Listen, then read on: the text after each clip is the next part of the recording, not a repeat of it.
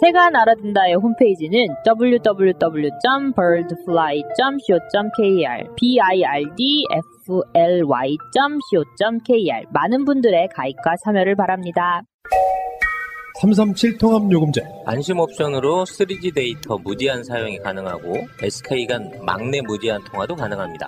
망외는 80분, 문자는 당연히 무제한이고 여기에 삼성 갤럭시 J5 휴대폰을 드립니다. 월 33,770원 부가세 할부이자 모두 포함. 팟캐스트를 데이터 걱정 없이 맘 놓고 들으세요. 팟캐스트를 듣는 가장 합리적인 가격. SK 알뜰요금제 회사인 스마텔과 만세폰이 팟캐스트 애청자들을 위해 만들었습니다. 홈페이지는 한글로 만세폰.kr, 전화문의는 010-2192-1004 천사로 해주시기 바랍니다. 아기 돌잔치, 결혼식 답례품, 단체 기념품 등 이 세상에 없는 것도 맞춤 가능하다는 갤러리 기프트. 새날의 많은 애청자들이 이곳에서 단체 선물을 제작하였고 사장님의 헌신적인 노력 덕분에 감동했다는 피드백을 보내주셨습니다. 연대를 실천하시는 애청자님들과 욕 대신 감사하다는 말을 듣게 해주신 사장님께 감사를 드립니다. www.gallerygift.co.kr 1666-5404 위시플렉스에서 이번에 홍보하고자 하는 프로젝트는 시각장애인에게 배움의 기회를 제공해주세요 라는 프로젝트입니다. 시각장애인이 경제활동을 통하여 자립하기 위해서는 기본적으로 읽고 쓰는 능력이 있어야 합니다. 그러므로 시각장애인에게 눈이 되어줄 수 있는 점자 교육이 선행되어야 합니다. 하지만 현실은 전체 시각장애인 중 20% 정도만이 점자를 해독하고 책을 읽을 수 있습니다. 시각장애인들이 경제적 자립을 이룩하기 위해서는 더 많은 기회가 필요합니다. 여러분들의 후원으로 장애인들에게 더 좋은 배움의 기회를 제공할 수 있습니다. 많은 관심과 참여 부탁드립니다. 위시플렉스에서는 여러분 지갑을 열지 않고도 매주 500원씩 후원해 주실 수 있습니다. 아이쇼핑을 즐기며 갖고 싶은 상품을 10개 고르면 매주 500원을 후원할 수 있고 갖고 싶은 상품을 할인도 받을 수 있습니다. 검색창에서 위시플렉스를 검색하시거나 위시플렉스.net으로 접속해 주시면 됩니다. 트위터가 진짜 언론입니다. 우리나라의 여권, 범여권 이야기를 한번 해볼게요. 새누리당, 청와대, 국민의당까지 우리가 지난주 방송까지 이야기를 해드렸습니다. 국민의당은 우리 야권으로 이제 인정 안 한다. 범여권의 국회의원들이 지금 광주 전남에 많이 계십니다. 이상한 일이죠. 뭐 별로 이상할 것도 없어요. 가령 예전에 하나갑이나 뭐 이제 이런 사람들 호남이면서 새누리당 가 있었잖아요. 알겠습니다. 박주선. 그러니까 문제는 이제 지금 새누리당의 그 균열이 서서히 오는 것 같은 느낌이 들어요. 김무성이 현역 의원 50명이면 어마어마하잖아요. 비박계를 모아놓고 따로 밥을 먹어다는 겁니다. 만찬회동. 그러니까 친박계가 버럭하고 일어난 거예요. 그 공천의 중심에 서야 되는 당대표가 비박계들만 모아서 밥을 먹는 것 자체가 불공정하다는 거지. 사실은 맞는 말이거든요. 그런데 김무성 입장에서는 자기 나름대로 이제 지금 박근혜한테는 사바사바 사드 이야기에 또 그런 이야기 나오거든요. 유승민이 다 좋은데 찜찜한 거 하나가 사드 배치에 대해서 찬성을 했던 사람이잖아요. 그때도 김무성은 신중해야 된다고 말했던 사람이에요. 그런데 지금 와서 이제는 사드에 대해서 이제 긍정적으로 받아들여야 된다고 이야기하는 사람이고 보면 이렇게 박근혜를 빨고 있으면서도 한편으로는 분명히 자기 딴 주면이 이제 선거만 끝나고 보자. 박근혜 너 내려오기만 해봐. 이런 느낌이에요. 범행에. 그렇다고 다 친박계한테 내줄 수가 없으니까 나름대로 자기 딴 주머니 차고 있는 그런 느낌을 갖고 있다가 딱 걸린 거죠. 친박계 내에서 어마어마한 공격을 들어가니까 이게 이제 새누리당의 분열로 오는 신호탄이 아닐까.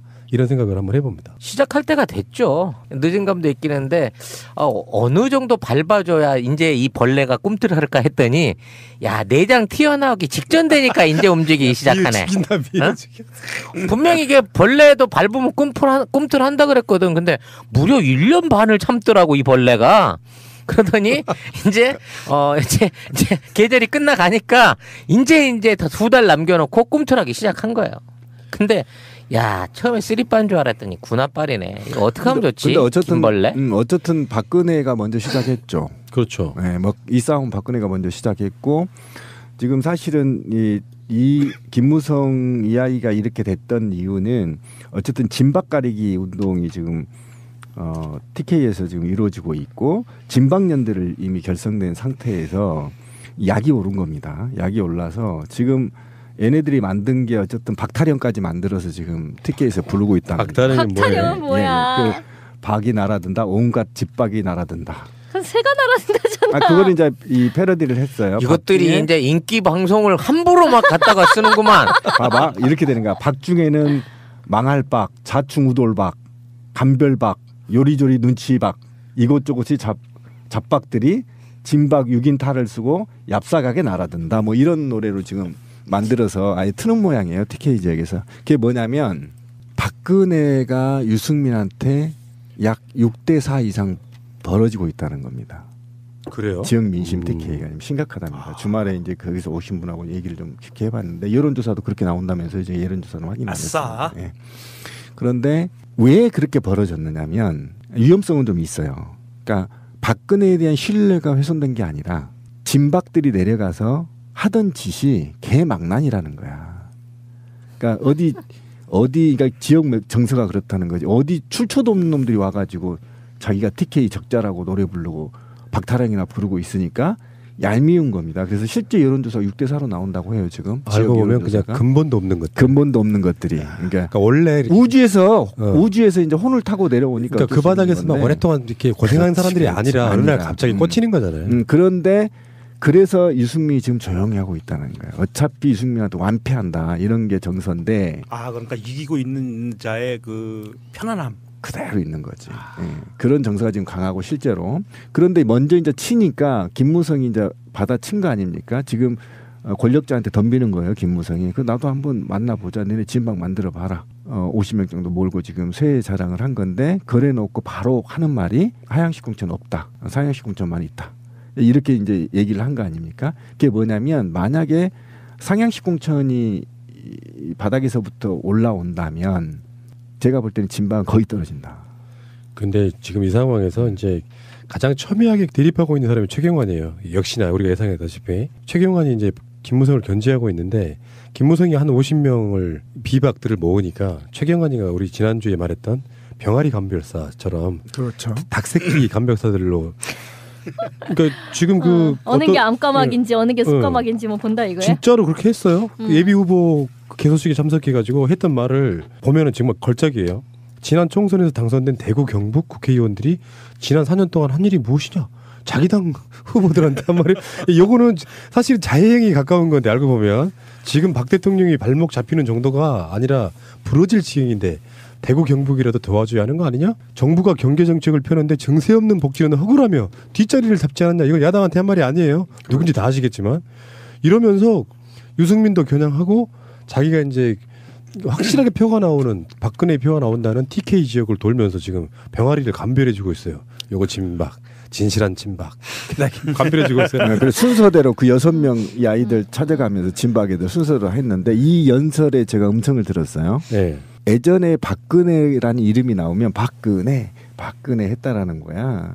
근데 연설 중에 박근혜 이름이 나왔는데도 박근혜 구호를 외치지 않으니까 최경환이 아니 박근혜 대통령이 이 이름이 나와도 박수를 안 치시면서 박수 좀 쳐주시오. 그러니까 박근혜 이렇게 3번 해줬던 그만큼 박근혜 이름이 나와도 TK 지역의 바닥 민심은 그저 그렇다. 뭐 그 정도를 유추해 볼 수 있는 거죠. 그래서 대구 지역에 이제 그 진박 최경환으로부터 이거 닭새끼 맞아라고 감별받지 못한 사람들이 뭐라 그랬냐면은 최경환한테 지가 대통령이야? 이런 소리가 공견하게 나온다는 거예요. 어디서 많이 보던 장면 같은데요. 작년 가을에 어디서 보셨어요? 야당 쪽에도 그런 말들이 막 오고 가다가 결국에는 다 뛰쳐나갔잖아요. 분당 직전에 어떤 상황 같다. 아 그래서 분당했으면 좋겠다고 말씀하시는 거죠? 뭘까? 그냥 대책을 원업이. 근데 얘네는 절대 분당은 안 할 거예요. 이런 생각을 한번 해봤거든요. 어차피 이제 이 국회의원 선거를 가려면 분명히 공천하는 작업이 있을 거 아니야.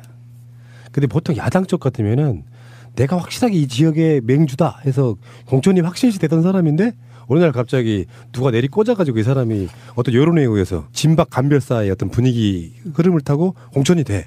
그럼 지금까지 준비했던 사람들은 탈당해서 출마를 하느냐 아니면 탈당을 못할 것인가에 대한 부분이 있는데 그러니까 얘네는 네. 공천을 못 받게 되면 지난번에 친박연대처럼 그렇게 이제 탈당을 해서 당선이 돼서 살아서 돌아갈게 이러잖아요. 그러니까 공천에 불복해서 니캉 내캉 남이다 끝이다 이렇게 되는 게 아니라 비록 공천은 못 받았지만 내가 살아서 돌아가리다. 나중에 만나요. 잘 되면 받아주세요. 이런 개념이거든요. 그러니까 지금은 안 돼. 법이 바뀌어서 그렇지 맞아. 내부 그 경선에 참여하면 밖으로 나갈 수가 없어요. 현행법상. 근데 그게 그러기 전에 아니고 여론조사하고 떨어져 나가야 돼요. 예전에 친박연대라는 거하고 지금 상황이 다른 거는 지금은 박근혜 결정에 공포 정치하고 있잖아요. 근데 만약에 내가 떨어질 게 뻔하니까 지금 아까 신민님 말씀하신 것처럼 내부 경선에 아예 참여를 아예 안 하고 무소속으로 준비해서 나가는 사람도 있을 거란 말이야. 그럴 수 있어요. 네. 지금. 그러니까 제가 하고 싶은 얘기는 친박연대 같은 일이 벌어질 것이다라는 얘기가 아니라 얘네들은 나가더라도 다시 오는 것을 목표로 나가는 그런 매우 충성도 높은 매우 구심력이 작용하는 그런 어떤 조직 문화를 가지고 있다니까요. 자기들의 이익을 위해서 뭐 그럴 수밖에 그렇죠. 없는 집단이라서 이익 때문에 그런 건데 어쨌건 이 가운데 유승민이 예비후보 등록을 마쳤어요. 조용히 맞췄어요. 네. 이게 매우 중요해요. 그러면서 했던 말이 권력은 국민에서 기서 나온다. 박근혜 염장을 확 찌르고 들어왔어요. 지금. 그 국회에서 했던 그 얘기를 또 했어요. 그러니까. 그러니까 이제 뭐 너는 박근혜한테 개겼던 놈 아니냐 이제 이딴 소리를 하니까 여보쇼 권력은 박근혜로부터 나오는 것이 아니라 국민으로부터 나오는 것입니다. 산은 산이요 물은 물이다 이제 이런 얘기를 한 거죠. 또 있어. 약간 선문답 같은 거는 대구는 눈이 귀한 곳인데 그저께 눈이 왔다. 봄이 곧 올 것입니다. 와. 아니 이거는 옛날에 그 김대중 대통령이 그 옥고를 치를 때 무슨 뭐 나오던 인동초의 새벽 거기서 돌을 닦고 계셨나 봐 그동안. 그런데 만약에 말이에요. 유승민이 대구에서 공천을 못 받은 상황이 벌어지면 어떻게 될까요? 공천을 못 받을 수가 없죠. 경선에서 어떻게 하겠지.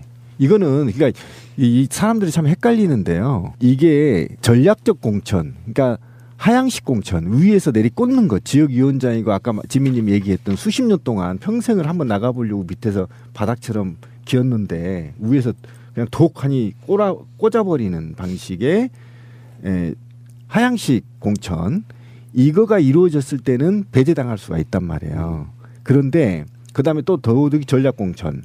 라는 두 개가 같은 얘기니까. 근데 이제 상향식 공천이라고 한다면 일정한 룰을 갖고 거기서 경선에 붙어야 된다는 말이야. 다 와 새끼들아. 예를 들면 뭐 대구 수성갑 나갈 사람 다 붙어. 그래서 10명이 10명을 그냥 일정한 룰로 여론조사와 당원조사를 통해서 7대3, 7대3 이런 식으로 해서 그냥 정해버리는 거예요. 아니 그러니까 공개적으로. 그런데 공천이 배제된다라고 한다는 얘기는 유승민이 나가는 그 지역에 전략공천으로 꽂아야 유승민을 뽑아낼 수 있다. 제 말은 그런 의미가 아니고요. 권력이 개입을 하면은 대의원들이나 당원들 특히 박근혜가 예를 들면 대구 같은 데 내려가서 또 아주 노골적으로 유승민 나쁜 놈이라는 식으로 이렇게 했잖아 이미. 그러니까 분위기를 만들어 버린 또 한 번 더 한다면 그래서 사실상 상향 공천의 어떤 그 모양새는 빌리긴 하지만 여론을 아주 기가 막히게 나쁘게 만들어가지고 유승민이 선택받지 못하게 만들어버리는 것도 일종의 강압에 의한 공천을 막는 거잖아요. 이 상황에서 유승민 자체가 상향식 공천에서 떨어지면 뭐 할 말은 거의 없겠지만 그게 노골적으로 강압적으로 지금 추경원의 입장도 그런 거 아닙니까? 그러니까 이런 분위기 속에 유승민이 공천을 못 받게 되면 어떻게 될 것이냐는 문제죠. 무소속으로 나오지 않을까요? 아니 이제 그럴 일은 없어요. 그러니까 아까 말씀하셨잖아요. 무소속으로 못 나온다고. 그러니까 그 네.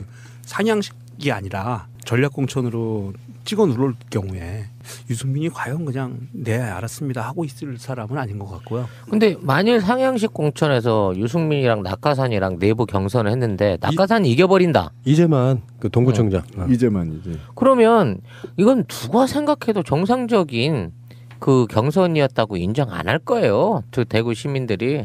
그러면 오히려 그래요. 내가 졌으니까 그럼 출마 안 하고 그냥 백의종군 하겠습니다 하고 조용히 누우면 야 이건 진짜 그림이 아주 차기를 위한 환상인데. 근데 이런 것도 있다고 봐요. 그러니까 박근혜가 생각이 짧은 건 그런 지점이거든요. 자기에 약간 반대하는 느낌을 주는 사람도 쿨하게 좀 그 대인배의 풍모로 그 상대방 가치를 어떻게든지 공천 방해까지는 안 해서 공천 내게 하고 그 사람을 이렇게 받아들여줘야 되는데 전혀 그런 성품이 안 되는 사람이다 보니까 나중에 대구 지역 여론도 만약에 유승민이 떨어진다거나 그렇게 돼버리게 되면은 진짜로 옹졸한 사람이구나라는 여론도 반면은 생길 것 같아요. 그렇죠. 그리고 이제 한 번 더 내려간다는 지금 소문이 돌고 있죠. 네. 진박들을 도와주기 위해서. 근데 제가 볼 때는 이번에 대구 민심이 심상치 않고요. 절대 유승민이 상향식 공천에서 떨어질 이유가 전혀 없습니다. 저는 확신합니다.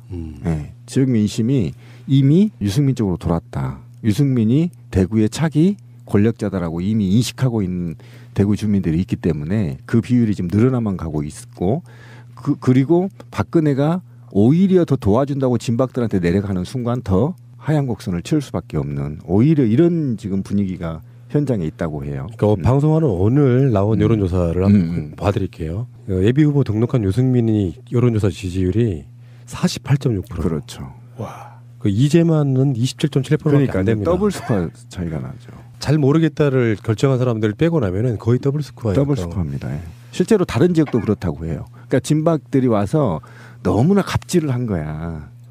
눈앞 팔고 그러니까 얄미운 거예요 지역에서도.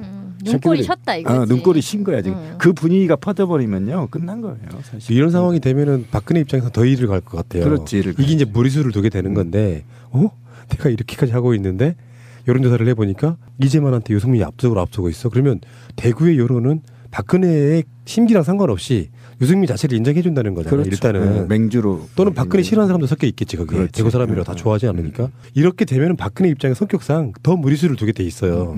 대구를 내려간다든지 이래도 안 먹혀 대놓고 말할 수도 있어 이 사람은. 그래도 대구 사람들은 차기 권력자가 필요한 거거든요. 그렇죠. 키워야 된다는 거죠. 그런데 그것이 이제 최경환이가 너무 급했어요 마음이. TK 지역에서 여론몰이 하는 걸 보면 너무 급했다는 겁니다. 그렇지. 너무 급해서 무리수를 계속 두고 있고 반감을 사고 있다라는 거야. 건방지다. 그러니까 오죽했으면 지가 대통령이야 이런 소리가 그렇죠. 나오는 그런 소리가 나온 거야 동네에서. 가관이네요. 그러니까 야권 단일 후보만 하면요 저는 200석 넘을 거라고 봐요 야권이. 근데 그 역대에 군사정권 민주정권을 통틀어가지고 이런 경우가 있었나요? 기억이 없어요 나는. 아예 그냥 강압적으로 데려다가 납치를 해서 어떻게 뭐 죽여버릴 수는 있는데 이런 식으로 이렇게 되게 옹졸해 보이는 이런 식의 어떤 것들을 같은 당에서 아니 대놓고 꽂아버린 거 이게 이런 경우가 박근혜 스타일 말고는 있을 수가 없죠. 이거 사실은 야권이 됐으면 이거는 지금 심각한 문제예요. 이럴 수가 없는 거죠. 박정희 시절에도 통일주체국민회의를 그 지역의 그 맹주들로 해서 이렇게 투표 형식을 빌리다시피 해가지고 추대해서 올렸거든요. 그렇죠. 그건 좀 다른 거죠 이거하고는. 네. 네. 그러니까 이런 경우가 기본 심성 자체가 그렇죠. 이런 경우가 없었던 거지 거의. 그러니까 이번에 기사에 보면 이런 얘기가 나와요. SNS에 이런 글이 돈다는 거야. 최경환 이야기예요. 대통령 뒷다리를 잡는 것도 모자라 목조르는 당사자는 바로 최 의원 본인 아니야.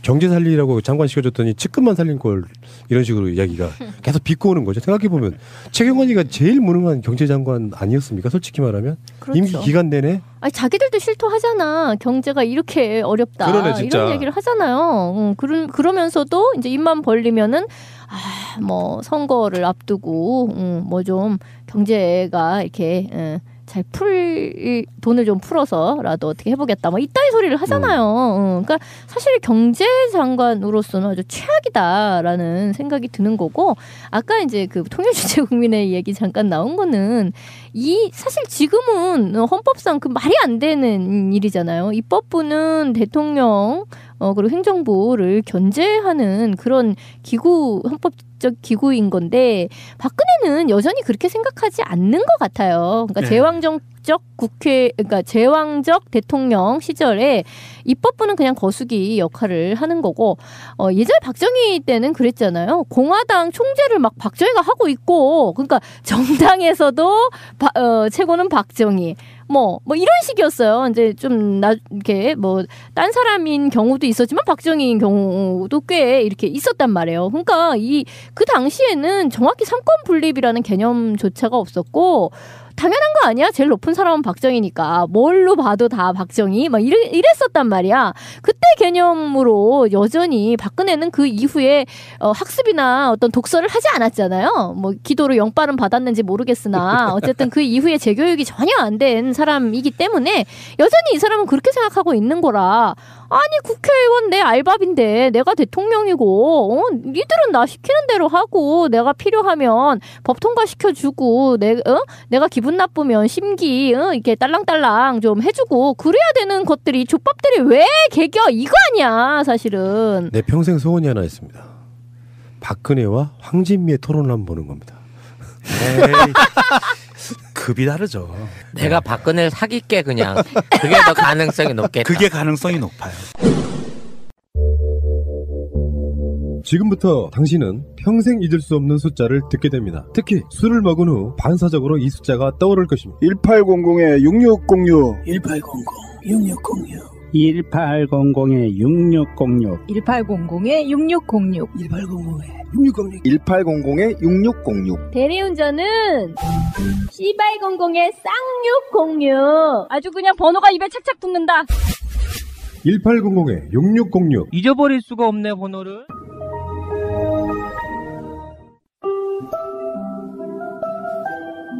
보험 들고 계세요? 마이보험 체크해서 무료로 진단받아보세요. 내가 들고 있는 보험이 나에게 맞는 것인지 불필요한 것인지 알 수 있습니다. 1800-7917 친구 또는 인척. 원래 보험은 친구나 혹은 인척에게 드는 경우가 많은 이 사람들이 바로 친구이자 인척이다. 한글로 마이보험체크.com 중고차 이야기 동시통역 버전. 여보, 우리도 차 한 대 사자. 휴가철에 놀러 한번 제대로 못 갔어. Honey, let's buy a car. We can't go on a decent vacation without a car. 우리가 돈이 어딨냐? 그리고 딜러들 믿기도 힘들고 말이야. We don't have that kind of money. And how can we trust any used car dealers? 이번에 새날에서 광고하는 중고차 이야기 한번 가보자. Let's go and check out the guys who advertise on Sena. 중고차 이야기. 중고차 이야기? Used car story. 중고차 이야기. 허위 매물 없는 200% 품질 보증제를 실시하는 곳이래요. 중고차 이야기. 200% quality guaranteed with no false advertisement. 네이버에서 중고차 이야기를 검색하세요. blog.naver.com/syjeong 12 1666에 8546 나는 중고차 이야기에 차 팔러 가야지. 새가 날아든다 팟빵 1, 2 채널 유튜브 새가 날아든다. 구독하기를 꼭 눌러주세요. 구독하기를 하시면 정말 새가 날아갈 수 있는 힘을 주시는 겁니다. 구독하기는 공짜입니다. 가벼운 사안이긴 한데 우리들 방송 아이템을 뭘 할까 하는 레이더에 걸려든 것 중에 하나. 이준석 이야기입니다. 이준석이 지금 뭐 새누리당 비대위원 할 때부터 젊은 벤처인 뭐 이런 느낌이었잖아요. 근데 그 회사 뭐 몇 달 하다가 그냥 접었다대요? 그러니까 의혹 제기는 이런 거야. 이 사람이 벤처의 경력을 만들기 위해서 만든 일종의 페이퍼 컴퍼니가 아니냐. 근데 이제 어쨌든 그 사람은 하버드를 나온 젊은 인재이고 그래서 현재 직업은 뭔데?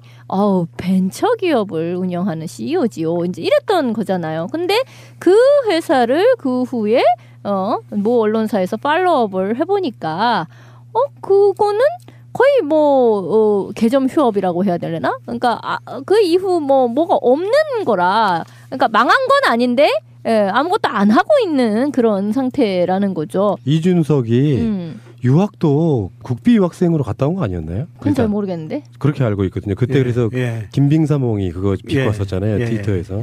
그리고 클라스 스튜디오라고 하는 회사도 중소기업청의 창업진흥원에서 운영하는 예비 기술 창업자 자격을 취득해가지고 7천만 원의 비용을 지원받아서 설립한 거랍니다. 또 그 지원을 받아서 만든 거였구나. 그게 이제 더군다나 부실 운영에 지금 표절 의혹까지 계속해서 벤처기업가라고 하는 이미지 자체가 가짜였다는 게 계속 나오고 있고 또 이게 이제 과거에 지금 동문 선배인 강용석을 패러디했던 또 강영석과 연인 관계일 것으로 추정되는 도도맘에 대한 관계를 또 미리 이렇게 언급한 적이 있는 뭐 이런 걸로 해가지고 정치의 연어라고 스스로를 노원병에 돌아온 연어래 지가. 그래 도도맘과는 무슨 관계예요? 같이 술도 마셨다는 건데 그러니까 도도맘이랑 강영석과 뭐가 있는 거잖아. 강영석이랑 그다음에 이런 레벨. 그러니까 제가 단언하건데요. 이준석은 뺏지 못합니다. 왜 그러냐면 젊은 아이가 갖고 있어야 할 패기와 정의, 공익성이 부족합니다. 이런 아이들은 국민이 바보가 아니에요. 절대 국회의원 달 수가 없어요. 비례 아니면. 왜 그러냐면 이 아이가 최근 돌아다니는 행태가 낚싯밥, 강용석이처럼 낚싯밥을 하고 다니는 겁니다. 그러니까 미끼 역할. 미끼 역할. 어떻게 하면 방송에 한 번 더 나갈까? 인기몰이 하고 다니는데 결국은 얘와 손수조가 박근혜의 발목을 잡는 오히려 새누리당의 악이 될 겁니다. 이번 선거에서는. 왜 그러냐면 이번 선거는 이런 방식으로 안 돼요. 국민들이 화가 좀 많이 나 있거든요. 실제로 새누리당 지지층이라 하더라도 어르신들이 각종 혜택이 축소됨으로 인해서 되게 개인적으로 불만이 있어요. 뭐 폐륜적인 어버이연합이나 이런 데야 뭐 이렇게 나와서 하고 있지만 실제 속으로는 매우 냉담한 반응을 지금 일으키고 있다고 하거든요. 찍을 데 없으니까 빨갱이당은 못 찍어도 내가 뭐 이런 지금 각오가 있다는 거 어르신들이. 그런 측면에서 이렇게 낚싯밥이나 던지고 쓰잘데없는 지금 국가 경제는 곧 위험에 처해 있고 일본 관계는 있는데 젊은 아이가 전혀 정의라는 걸 찾아볼 수도 없고 이런 분위기가 사실은 이 아이한테 지금 더 씌워져 있거든요. 그런데 거기다가 도도마 먹고 술 먹었다고 자랑하고 이게 현실 정치나 한국 정치에 무슨 발전을 하고 더더욱이 지금 공천과 관련해서 당내에 매우 갈등이 야기되고 있는 상태에서 당에다도 도움이 안 되는 이 골 때리는 아이가 돼버렸어요. 혹시 저는 강용석 같은 아이가 될 거라고 저는 생각해요. 그러니까 이 아이는 절대 안 됩니다. 이런 의혹이 계속 제기되고 그러다 보니까 홈페이지는 완전히 망가져 있는 상태. 그렇죠. 전혀 업데이트가 안 되고 이제 옛날에 머물러 집으로 말하면 흉가돼가지고 거미줄 젖어 있는 거죠. 그렇죠. 너희들은 그러면 그 회사를 만들어갖고 뭐 했어? 하니까 뭐 어플 하나를 만들었대요. 뭐 여론 조사 어플을 출시를 했는데 보통 다운로드 횟수가 2,000회를 못 넘길 정도로 뭔가 하기는 했는데 이게 이준석 입장에서 지금 네가 어떤 수입으로 돈 벌고 돈 번 게 뭐냐 이게 전부 다 정편 나가서 출연료를 받은 거라는 거야. 그럼 이 사람을 누가 벤처인이라고 얘기할 수 있어? 그러니까 방송인이지. 그러니까 우리들의 입장에서 이준석 자체가 하버드 나온 젊은 벤처인 이런 느낌이었기 때문에 박근혜가 끌어간 거 아니에요. 그렇죠. 알고 봤더니 경력은 거의 일천한 상태에서 그 경력으로 갔지만 사실은 그 경력이 없고 정치권에 들어와서 술이나 얻어먹으러 다니고 왜 옛날에 기억나요? 무슨 사건에 연루돼 갖고 가만 안 둔다고 막 누가 벼르고 막 그랬던 그 사건이 맞아요. 있었지 않습니까? 청와대 무슨 사건 났을 때 이 친구는 지금 벤처라는 그 알량한 말도 안 되는 경력 하나를 갖고 튀어 들어와서 지금 젊은 정치인 이미지 좋은 거 정편 나가서 썰전 같은 데 나가고 어디 나가서 출연료를 벌어들이고 결국엔 뭐야? 아무것도 아닌 거잖아요. 속에 알맹이가 하나도 없다는 거잖아요. 그렇죠. 하버드 하나 때문에 사람들은 학벌주의 때문에 맞습니다. 열광했던 거죠. 한 놈 더 있었죠. 이름 기억 안 나는데 무슨 탤런트 아들놈. 홍씨 한 방에 끝났잖아요. 그 클라스 스튜디오 이제 그 기자가 쓴 기사에서 밝혀진 팩트만 보면 참 재밌는 게 홈페이지는 거의 뭐 방치 상태. 그 다음에 대표번호 전화를 안 받아요. 안 받아. 그리고 그 회사를 찾아가 보니까 이거 뭐 지저분하게 어지러져 있는 게 그냥 난잡하게 살고 있는 그 어떤 그 자취생방 같은 그런 데다가 이준석이는 와서 예고 없이 왔다고 화를 내고 그러면서 이준석이라 하는 얘기는 원래 창업을 하면 뭐 4년 이렇게 적자를 보는 거다 이렇게 얘기를 한다고 하는데 두 가지 가능성이거든요. 정말 그렇든지 아니면 정말 조금 아까 얘기한 것처럼 이거는 만들어낸 경력을 위해서 했든지 그렇게 추측이 되는데 뭐 이거 증거 자료가 없으니까 결정적인 증거 자료는 우리나라 국세청에서 갖고 있을 텐데. 그러니까 이준석을 보니까 문득 떠오르는 인물이 이번에 더불어에 그 영입된 김평관 씨가 떠오르네요. 그렇게 따지면 어떤 규모랄까 업적 면에서는 하늘과 땅 차이겠네요. 그렇죠. 근데 지금 언론에서는 이동학이라고 시절 새정치민주연합 시절에 혁신위원을 했던 굉장히 젊은 친구가 3파전으로 안철수와 함께 3파전을 이룰 거다라는 그 보도들이 올라오고 있어요. 그 확정이 됐는지 안 됐는지 모르겠지만 그래서 이동욱이라는 사람을 이렇게 쭉 찾아봤는데 모르겠어 누군지. 그냥 안철수를 밀어주려고 생각한 게 아니면 어떻게 이런 후보를 더민주에서 이쪽에 냈지 싶은 생각이 좀 드는데. 아니 이런 측면은 있죠. 노회찬 후보의 지역구이기도 했고 또 안철수의 연거푸 내주다 보면은 그쪽에 현역 의원이 있을 리가 만무하잖아요. 그러니까 우리들한테는 듣보잡일 수밖에 없고 근데 보통 그런 사람들은 그 지역 내에서 뭐 노회찬에 밀리고 야권 단일화 때문에 뭐 안철수에 밀리고 이렇게 하다 보면 안철수를 당선시키기 위해서 그 사람을 공천한다 또는 아직 공천이 확정된 건 아니겠지만 그런 건 있을 수가 없다고 생각합니다. 근데 33세에 아직 그 뭐 혁신위원도 했고 뭐 정치와 관련된 다준다 청년정치연구소 뭐 이런 거를 뭐 운영하고 있다고 하네요. 예, 그렇긴 한데 그렇다 손 치더라도 왜 뭐 준다니까 뭐 또 떨려? 아니 뭘 다 준다니? 뭐야 뭔 말이야? 아니 근데 이런 매치는 마치 안철수를 염두에 두지 않은 마치 이준석의 지지층이나 표심하고 연결될 수 있는 맞다이를 띄워놓고 마치 안철수는 안중에 없는 듯한 공천이 아닌가 싶은 생각이 들어서 난 사실 또 이런 결정이 내려진 게 된다고 하면 좀 의외다 싶은 생각이 안철수는 드는데. 아다리예요. 생각해 보시면은 더불어민주당에서 후보를 내버리면 그냥 떨어져요. 그렇지 않겠어요? 안철수 입장에서는 더불어민주당이 협조해주지 않으면 그냥 떨어지는 거예요. 현역에서. 이 상태로 그대로 가면 이동환 후보 지금 더불어민주당 지지하는 사람들이 노원에도 있을 거고 그 노원병에도 있을 거고 이 사람들 중에 안철수가 싫어서라도 이동학을 찍는 사람들이 있을 거란 말이에요. 그럼 무조건 떨어지죠. 그렇죠. 이게 이제 야권 더불어민주당의 협조가 없이는 현역이 될 수 없는 입장이 돼버린 거지. 그래서 저는 안철수가 출마 만약에 단일 후보가 안 될 경우에 단일 1대1 구도가 안 될 경우에는 안철수 출마를 못할 거라고 봐요. 더불어민주당에서 위험합니다. 더불어민주당에서 후보를 내는 순간 안철수는 떨어지는 거죠. 그러니까 지금 슬슬 나오고 있는 게 안철수의 비례대표. 그렇죠. 비례대표 우리가 예상했던 대로 김한길까지 1, 2, 3 먹을 수 있어요. 왜 그러냐면 전국구를 호령한다는 이유로 전국구 요새 다녀라. 요새 다녀라 그렇게 되는 거고 우리가 저기 문재인 대표한테 그렇게 요구를 한 것처럼 그들도 그렇게 할 가능성이 높습니다. 왜 그러냐면 만약에 안철수가 원하는 대로 통합 없다.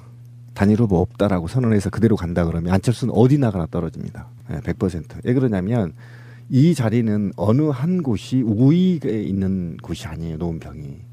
그렇기 때문에 10%만 빼앗아 먹어도 이준석이 돼버리는 거예요.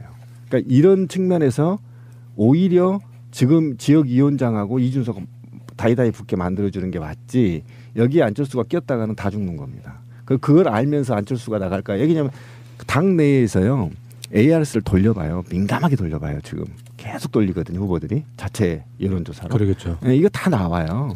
지금 그 여론조사 업체들 돈 긁어 모으는 시기잖아요. 그럼요. 네. 뭐 아마 직원들이나 무슨 알바나 이런 사람들이 평상시 때보다 한 5-6배 정도 중원돼서 일하고 있을 거예요. 미치는 거지. 근데 난 참 이해를 못하겠어. 이준석 같은 사람을 보면 그러니까 우리가 왜 이 사람을 정치인으로 뽑아야 되지? 난 일단은 그게 이해가 안 가요. 손수조도 그렇고 이준석도 그렇고 이제 저쪽에서는 우리야말로 더 젊은 사람들은 생각하지 않냐. 봐라 젊고 참신한 인물을 데리고 왔다. 그게 바로 이준석과 손수조다. 상징적인 의미가 있지 않느냐. 이제 이렇게 얘기를 하는 거잖아요. 근데 글쎄 이 사람이 청년 이를테면 청년 TO라고 칩시다. 그랬을 때 청년을 위해서 뭔가 청년의 어떤 공적인 고민들 이 시대의 청년으로서 느낄 수 있는 그런 공적 고민을 위해서 뭔가 헌신을 한 바가 있는 것도 아니고요. 그러니까 일테면 그거잖아. 요 나이대들 중에서 일단 하버드라는 타이틀이 있고 그리고 나는 무슨 이념이니 뭐니 이런 거는 개의치 않아. 일 수 있는 사람을 이렇게 데리고 온 거잖아요. 그러니까 그런데 경력이 그러니까 그냥 하버드만 나왔다라고 하면 뭐 하니까 경력을 하나 만들어 줘야 되는데 제일 쉬운 것이 그냥 벤처기업 하나 한다 그래. 이제 이렇게 된 거인 모양인데 그러니까 이제 4개월 만에 개점 휴업 상태가 됐다는 거잖아요. 근데 그것조차가 없다고 하면 이 사람은 왜 하버드는 나왔을까? 난 그것도 이상하고 왜 하버드를 나오자마자 여기 와서는 실제로 자기가 무슨 일을 하는지조차 모호한 지금 와서는 굉장히 모호하잖아요. 모호한 상태에서 그 정치 중앙 무대로 갑자기 영전되어서 막 그렇게 뭘 아는지 난 이 사람이 무슨 생각을 하는지조차 알 수가 없어. 근데 그런 거를 하고 그리고 또 막 방송에 나오고 그래서 지금도 300만 원 수입이 있다라고 해서 그래? 네 그 회사에서 300만 원 버는 거야? 그러니까 아니 그건 아니고 그냥 내 방송 뭐 등등 출연료 해서 한 400만 원 번다고 이제 이런 답이라는 거잖아요. 그럼 도대체 이 사람의 실체는 뭐야? 나는 이 친구가 한 달 전쯤 한 인터뷰가 참 의미심장해요. 연어처럼 중랑천을 타고 올라가니 내 고향에 불곰 한 마리가 있는 것 같다. 지역 주민은 그 곰이 상계동 곰인지 호남 지역에 관심이 있는 곰인지 다른 곰과 다툼에 관심이 있는 곰인지 의아해하고 있다. 안철수를 겨냥한 이야기죠. 그래서 실제로 상계동에서 그 곰이 잘 보이지 않는다라고 말했다는 거예요. 지역군에 없이 광주만 간다 이거지. 그러니까 빈자리만 본다는 거야. 그러면서 호남만 내려다보고 있다는 거지. 그래서 자기가 자객의 심정으로 불곰의 심장을 살점을 뜯어먹고 말겠다. 뭐 이런 자극적인 표현까지 표현해가면서 안철수를 철새라고 막 몰아내려고 하고 있는 참이란 말이지. 이런 데다 맞불을 넣겠다고 나타난 사람이 나 이동학이다. 이 사람을 많이 공천이 된다고 하면 이동학 이 사람이 나오면서 출마의 변으로 얘기한 건 딱 한마디로 안철수 너만은 꺾는다. 이게 이런 잔챙이들이 20살, 23살 어린 잔챙이들한테 지금 곰 취급당하고 물 취급당하고 너는 내가 이길 수 있어 이런 취급당하고 있단 말이야 지금 안철수가. 어쨌든 뭐 이준석한테 발리든 지금 이동학에게 발리든 만약 그렇게 해서 발리게 되면 망신 개망신이 될 가능성이 매우 높네요. 저는 어쨌든 이준석 이하이가 내부 공천에서 떨어질 가능성이 매우 높습니다. 왜냐하면 지역위원장이 완고하게 활동을 하고 있고 그동안에 계속 어쨌든 벼르고 있는 것이 있기 때문에 내부 경선에도 이준석이는 이 정도 가지고는 게임이 안 된다.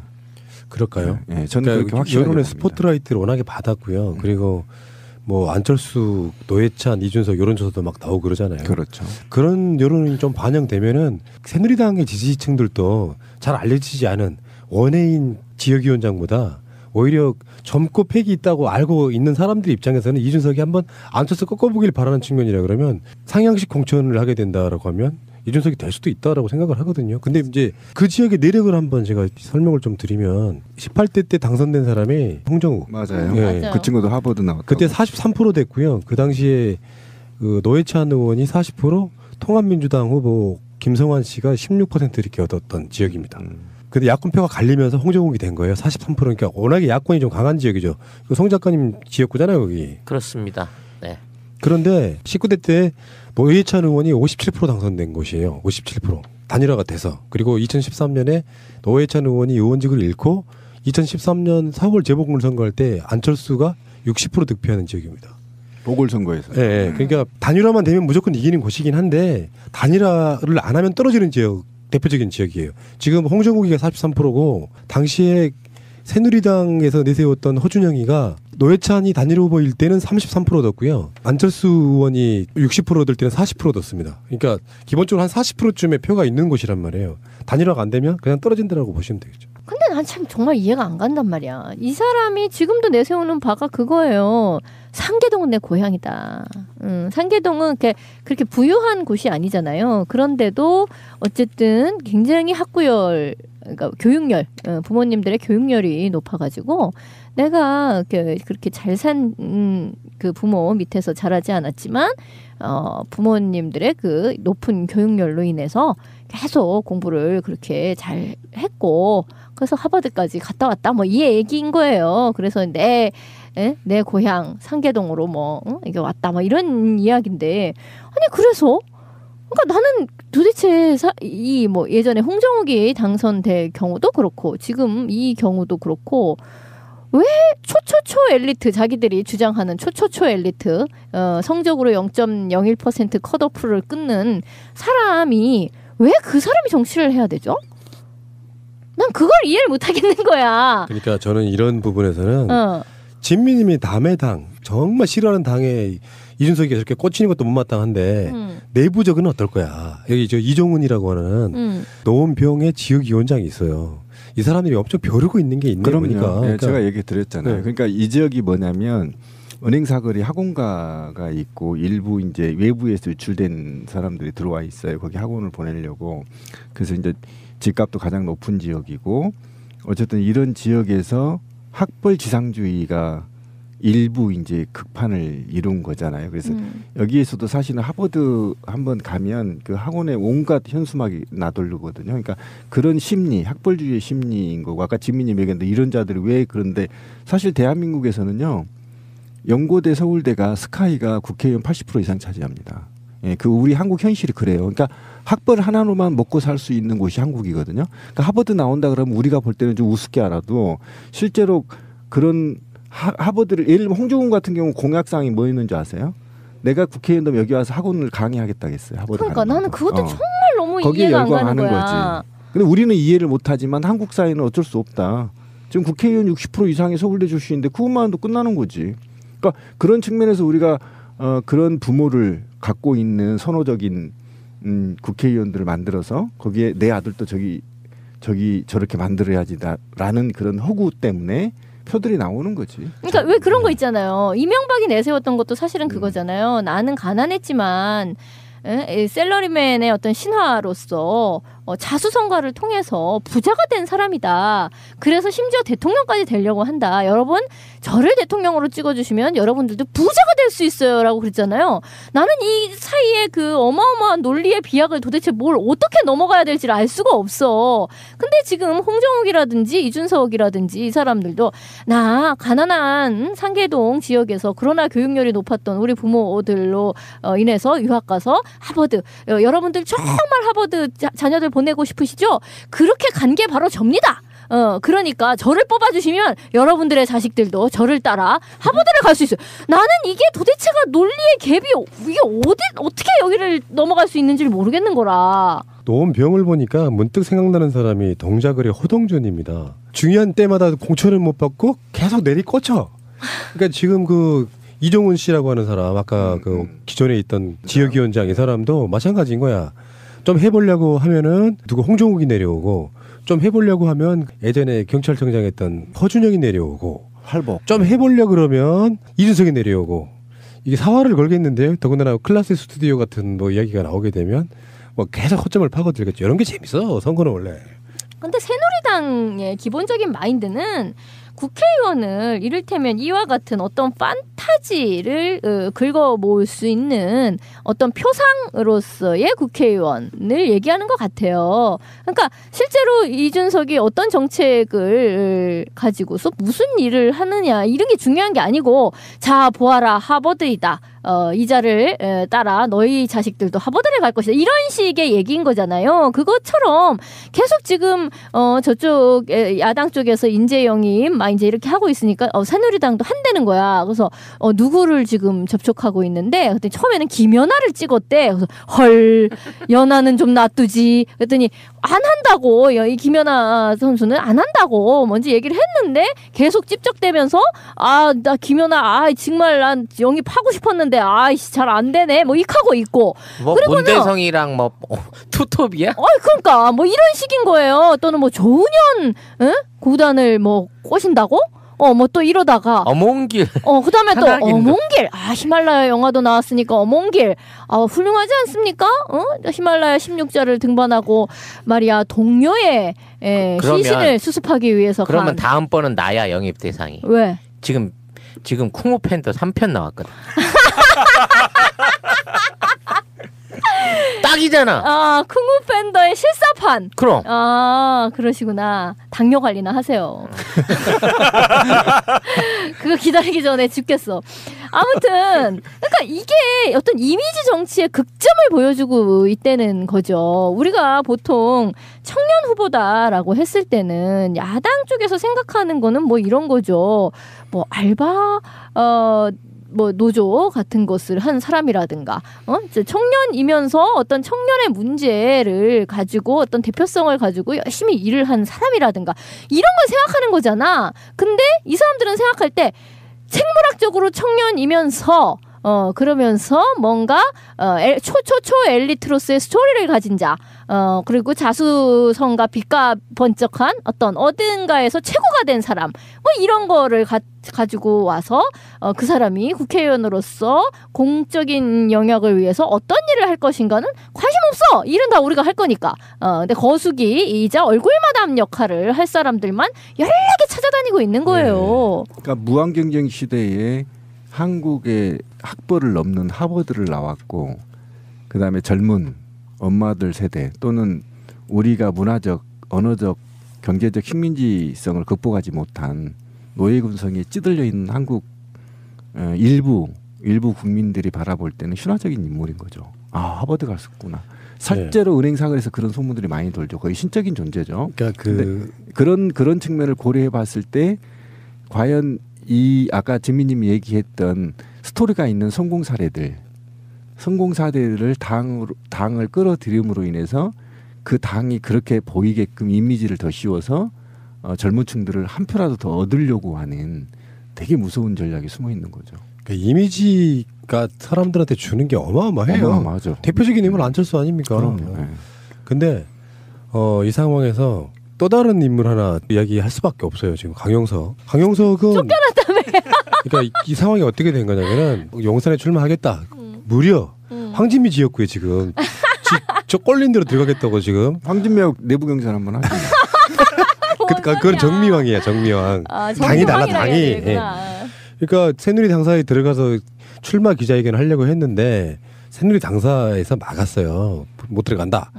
그래서 다시 강용석이 국회로 와서 출마 기자회견을 했는데 결국에는 지금 서울시당에서 강용석 못 받는다라고 지금 틀었어요. 결론을 내렸는데 룰이 그런답니다. 자기가 속해 있는 지역 광역시당에서 그거를 맡게 되면은 중앙당에 재심 신청을 할 수 있대요. 이의 제기를 하는 거지.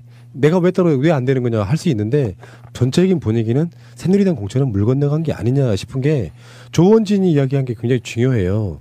원내 수석 부대표거든요. 이 사람이 원내대표나 이런 사람들을 대표해서 당의 공식 입장을 말한 거라고 저는 보거든요. 강용석은 안 돼 이렇게 돼서 강용석은 분위기만 타다가 젖된 케이스다. 저는 그렇게 봅니다. 근데 공화당에서 제안이 들어왔어요.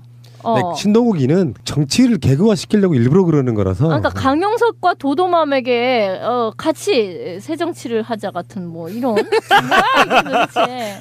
아 그런 걸로. 나는 신동욱이 그 친구를 보면 약간 또라이 같아요. 뭐 도도맘을 뭐 공천시켜서 강용석을 대변인을 쓰기로 했다잖아. 떨어뜨리기로 했다. 도도맘도 정치하겠다는 게 아니라 지가 이렇게 표현을 했어. 내가 3번쯤 우리 당으로 들어와라고 말을 하고 있는데 다 거절했다는 거야. 7번 정도 하면 소락할 것이다. 뭐 이런 식으로 지 꼴린 대로 정치하고 있어 지금. 재밌어. 이 새끼가 대통령이 제보라는 것도 웃기지만 얘는 정말 내가 보기에 완벽한 또라이예요. 그러니까 그 아주 제부라는 말을 잘했는데 그러니까 박근혜가 국가 경영을 개판으로 하는 것과 똑같이 사실은 이거는 대통령의 가족사 문제거든요. 그러니까 가족사면 자기 가족들도 하나 경영을 할 수 없는 그런 정말 얼처구니 없는 사람을 대통령으로 지금 모시고 있는 거야. 사실은 이런 아이들은 조금 조용하게 있게 만드는 게 맞거든요. 그런데도 불구하고 이렇게 완전히 패륜적인 언어들을 막 싸잡아대고 도대체 완전히 새누리당에서 받지 못했다는 인사를 받겠다고 막 영입 의사를 밝히고 이거는 그러니까 처남이 그냥 아주 조용하게 해주려고 하다가 그냥 어쨌건 간에 강용석 새누리당 입당은 좀 좌절되는 것 같고요. 여론이 워낙에 안 좋고 하는 짓마다 또라이 짓 하고 그래서 자기 입장에서는 박원순 열심히 깠는데 노력할 만큼 노력해서 지금 자기 새누리당에서 좋아할 거라고 생각하고 막 열심히 한 거예요. 박원순만 저격하면은 지금 새누리당에서 나의 공력을 인정해 줄 거야 이렇게 생각을 했는데 뒤져보니까 좀 전에 이야기했던 이준석이나 강용석이나 다 하버드 출신이라는 것도 참 재미있긴 한데요. 하버드 출신의 순환사라고 보는 게 맞을까요? 아니 순환이 아니라 이제는 우스워졌다니까. 이 사람들로 인해서 하버드라 그러면 그래? 그냥 싶어요. 근데 강용석이 국회에서 상임위 활동하는 거 보면 최근에 이제 많이 나오고 있잖아요. 근데 이 상임위 활동에서 보면 제가 볼 때는 소시오패스를 넘어요. 조깅 뛰고 싸우는 거 보면 정말 이거는 이렇게 젊고 유능한 친구들이 그 정도밖에 말을 하지 않는다는 것은 제가 볼 때는 헛배웠어요. 그렇게 지성인들은 그렇게 행동하지 않습니다.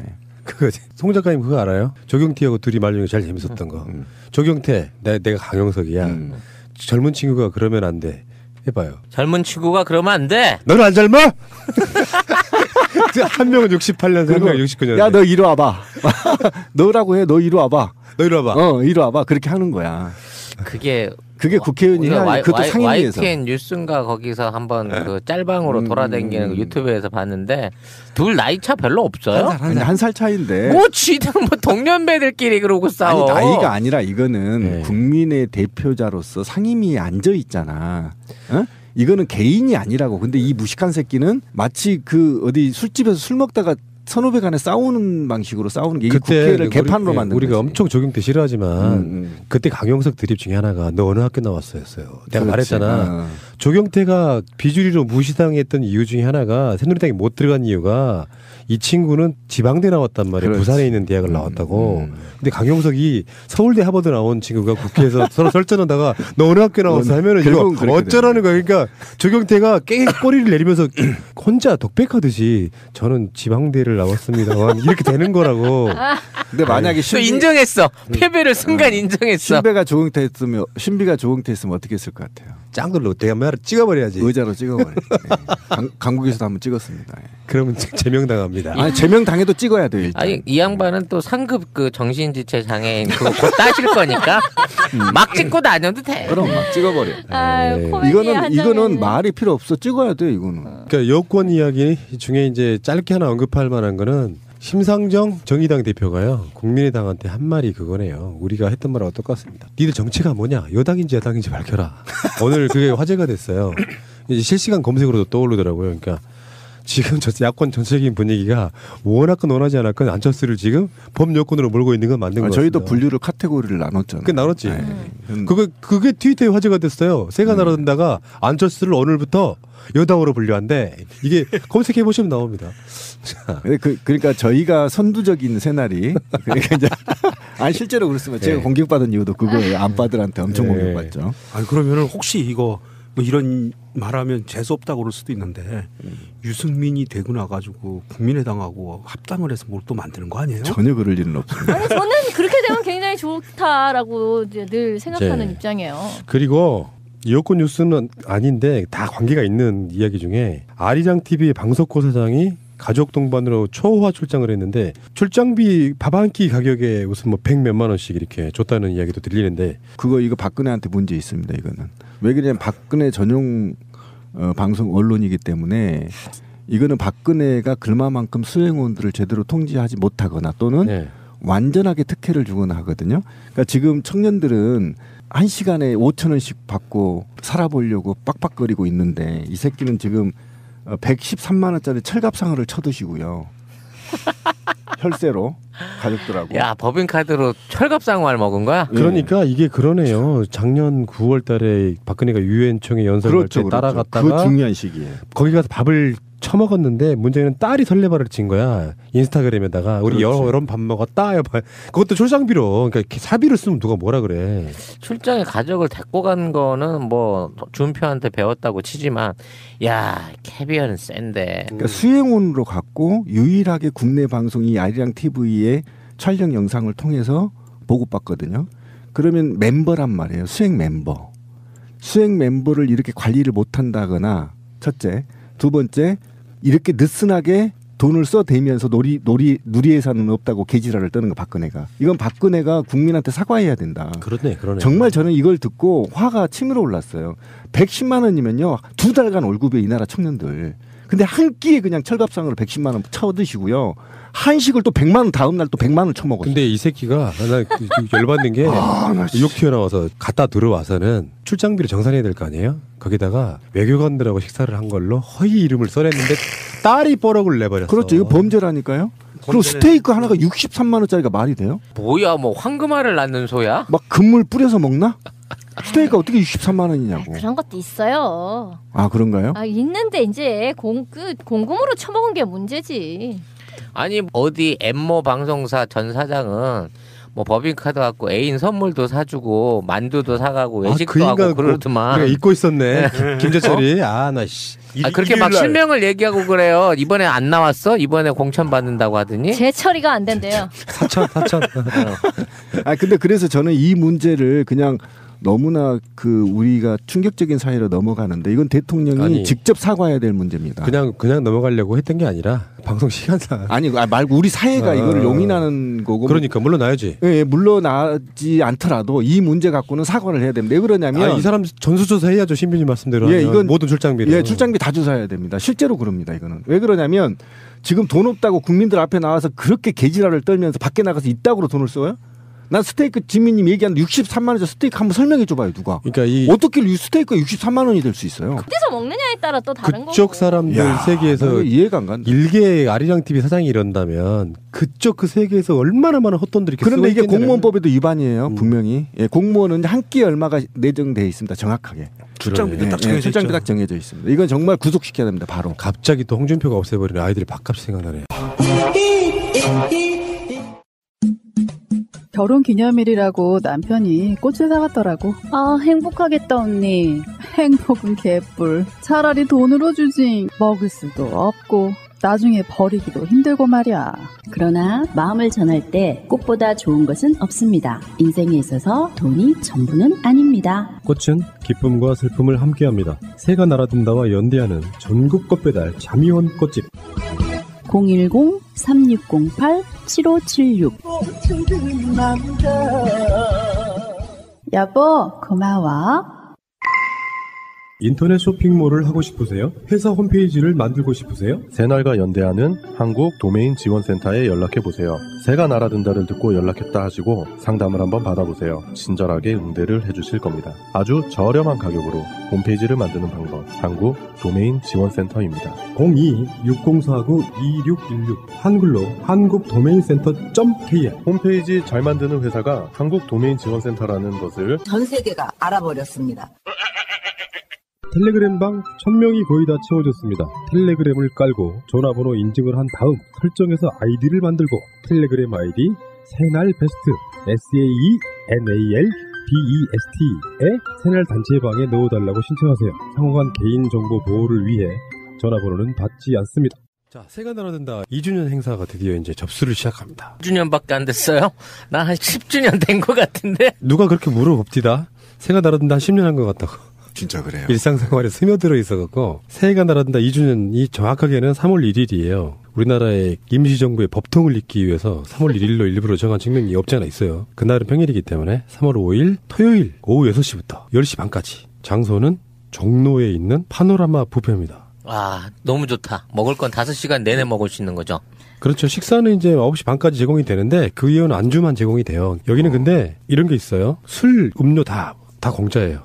사실 공짜는 아니지. 그 입장료에 포함이 되는 건데 술은 무한정 마실 수 있다는 게 너무 좋더라고요. 아무래도 온라이트 행사가 될 것 같으나 굉장한 위험성이 보이는데. 그러니까 시간상으로는 1차와 2차를 겸한 행사거든요. 10시 반 정도에 공식적으로 끝나면은 나머지는 대부분 집에 돌아가시고 3차, 4차 하실 분들은 이제 그 종로 그 일대에 가면 술 마실 때 많습니다. 자, 어쨌건 간에 이 행사를 간략하게 소개를 해드리면은 파노라마 뷔페의 위치가 어디가 있냐면 종강역에 내리시자마자 7번 출구로 나옵니다. 7번 출구로 나와서 바로 이렇게 오른쪽을 보면은 그 7번 나오자마자 바로 오른쪽에 골목이 하나 있어요. 그 골목으로 조금만 들어가시면 예전에 우미관 자리입니다. 거기가. 전설의 김두한이 활동을 했다는 바로 그 우미관 자리에 있는 게 바로 파노라마 뷔페. 여기서 행사를 하는데요. 이번 행사는 좀 특별하게 할 거예요. 그래서 지금 제 예상은 이런 거예요. 200명 정도를 선착순으로 받습니다. 이건 선입금이 대주셔야 돼요. 왜냐면 뷔페이기 때문에. 그래서 원래 가격이 31,500원인가 그래요. 이것저것 막 할인 받고 막 등등 해가지고. 근데 선입금 받는 것은 35,000원을 받습니다. 그러니까 3,500원을 더 받는데요. 이유가 있어요. 한정선님 같은 분들은 그냥 저희들이 초청을 하려고 그래요. 그런 비용도 필요하잖아요. 우리 방송에 출연했던 분들 중에 몇 분은 초대를 좀 하고요. 그 다음에 하나 더 있습니다. 그 당일날 생년월일이 주민등록상 생년월일이 만 30세 이하면 50% 할인입니다. 그래서 가족들과 같이 올 때 그 어린 친구들은 많이 안 먹잖아요. 그러니까 50% 할인 비용을 받고 10대 이하, 10대 이하는 애초에 그냥 반 가격만 내주시면 되겠죠. 17,500원. 10대 이하는 일단 17,500원만 보내셔도 되고요. 그리고 만 30세가 그 당일날 3월 5일날 30세 이하이신 분들은 현장에 오시면은 일단 35,000원 송금하시면은 반 17,500원을 다시 돌려드린다는 얘기죠. 나이별 차별을 두는 거죠.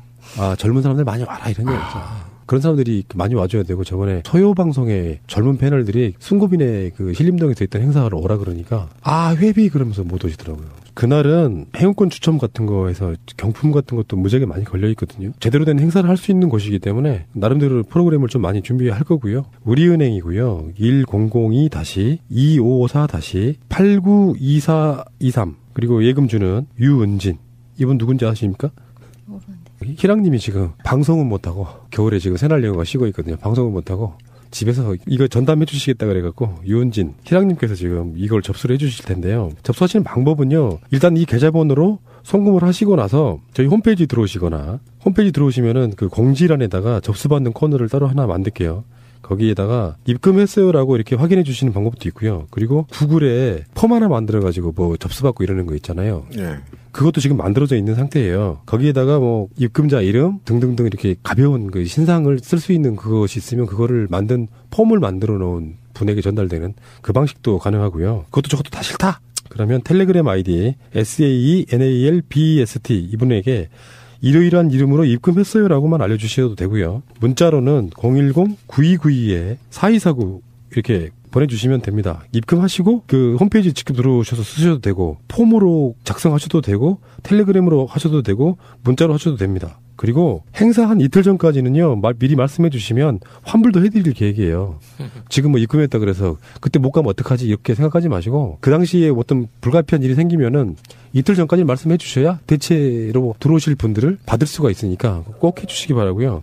이거 이야기는 2월달 내내 할 거니까 오늘은 맛만 보여드렸습니다. 재밌나요? 엄청 재밌게 만들 생각이에요. 기존에 출연했던 분들, 또 게스트로 나오셨던 분들, 웬만한 분들 다는 아니더라도 중요한 분들 나오시게 해볼 생각입니다. 게스트마다 다 차겠는데. 그러니까 사실 게스트마다 다 차는데 그 중에서도 특별히 우리가 꼭 보고 싶다 하시는 분들 제가 엄선해가지고 모시도록 하겠습니다. 새날 2주년 행사에 많은 분들의 관심 바라고 2주년이지만 정말로 짧게 굵게 엄청나게 많은 일들을 하고 있다라고 저는 자부합니다. 많은 분들의 노력이시고 저희 홈페이지 들어와 보시면요. 백악관 동해청원운동 뭐 2탄, 1탄 뭐 이렇게 해가지고 올라와 있는 거 보시고 그대로 따라 하시면 돼요. 현재 스코어 무려 92,170 계산이 안 돼. 자리가 매진 임박. 이건 공짜입니다. 꼭 해주시고요. 그분들이 진본이 아니냐가 중요한 게 아니에요. 그냥 건전한 보수 그런 느낌의 분들이셨는데 그런 분들이 하기 때문에 나는 별로 감정이 안 가 이렇게 말씀하시는 건 웃겨요. 요거 꼭 한국 사람이라고 해야 된다는 보장은 없잖아요. 혹시 외국에 사시는 이 방송을 많이 듣고 있는 교포 여러분들도 주변에 이런 사정을 알리시고 그 인터뷰에 나왔던 피터 김이라고 하는 분은 미국 교과서의 저펜과 코리아, 동해를 변기하는 거를 싸워서 9번 싸워서 9번 이기신 분이에요. 피터 김이 뭘 했는가 이렇게 뉴스로 나온 것도 좀 있고 그런데 외국에 사시는 국적이 우리나라가 아닌 분이 만들어낸 성과입니다. 네네. 조지아주 같은 데서. 그러니까 이걸 오해하시는 분이 계시는데 9번 싸워서 9번 이겼다는 게 지금 미국에 있는 전 교과서를 바꿨다는 게 아니고 그분이 발견한 9건을 항의해서 그렇지. 9건 모두 고쳤다는 얘기죠. 그렇죠. 그렇죠. 어찌됐건 도저히 뭐 어떻게 할지 모르겠다 하시는 분들은요. 그 스마트폰 갖고 계시면은 동해 변기 백악관 청원 이 정도만 치시고요. 분명히 어딘가에는 있어요. 그 동해 변기 백악관 청원만 쳐도 그 주소로 갈 수 있는 링크가 나옵니다. 그러면 그 링크를 들어가셔가지고 퍼스트 네임, 라스트 네임, 퍼스트 네임은 이름, 라스트 네임은 성, 이메일 주소, 다음에 집 코드라는 게 뭔가요? 우편번호. 안 쓰셔도 돼요. 네. 다음에 사인 나우를 누르시고 나면 이게 이메일로 와요. 그 이메일을 열어보시고 거기에 들어있는 이메일 속에 링크를 눌러주시면 다시 이쪽으로 오는. 그래서 컨펌을 누르시면 끝나게 되는 굉장히 쉬운 서명입니다. 이거 최소한 다른 거 몰라도 2월 5일까지 저는 뭐 100만 명은 약간 좀 뭐 너무나 호기를 부리는 것 같고요. 홍보가 그 정도 안 돼요. 10만 명 정도는 새가 날았는데 힘으로 좀 채웠으면 좋겠다 생각이 듭니다.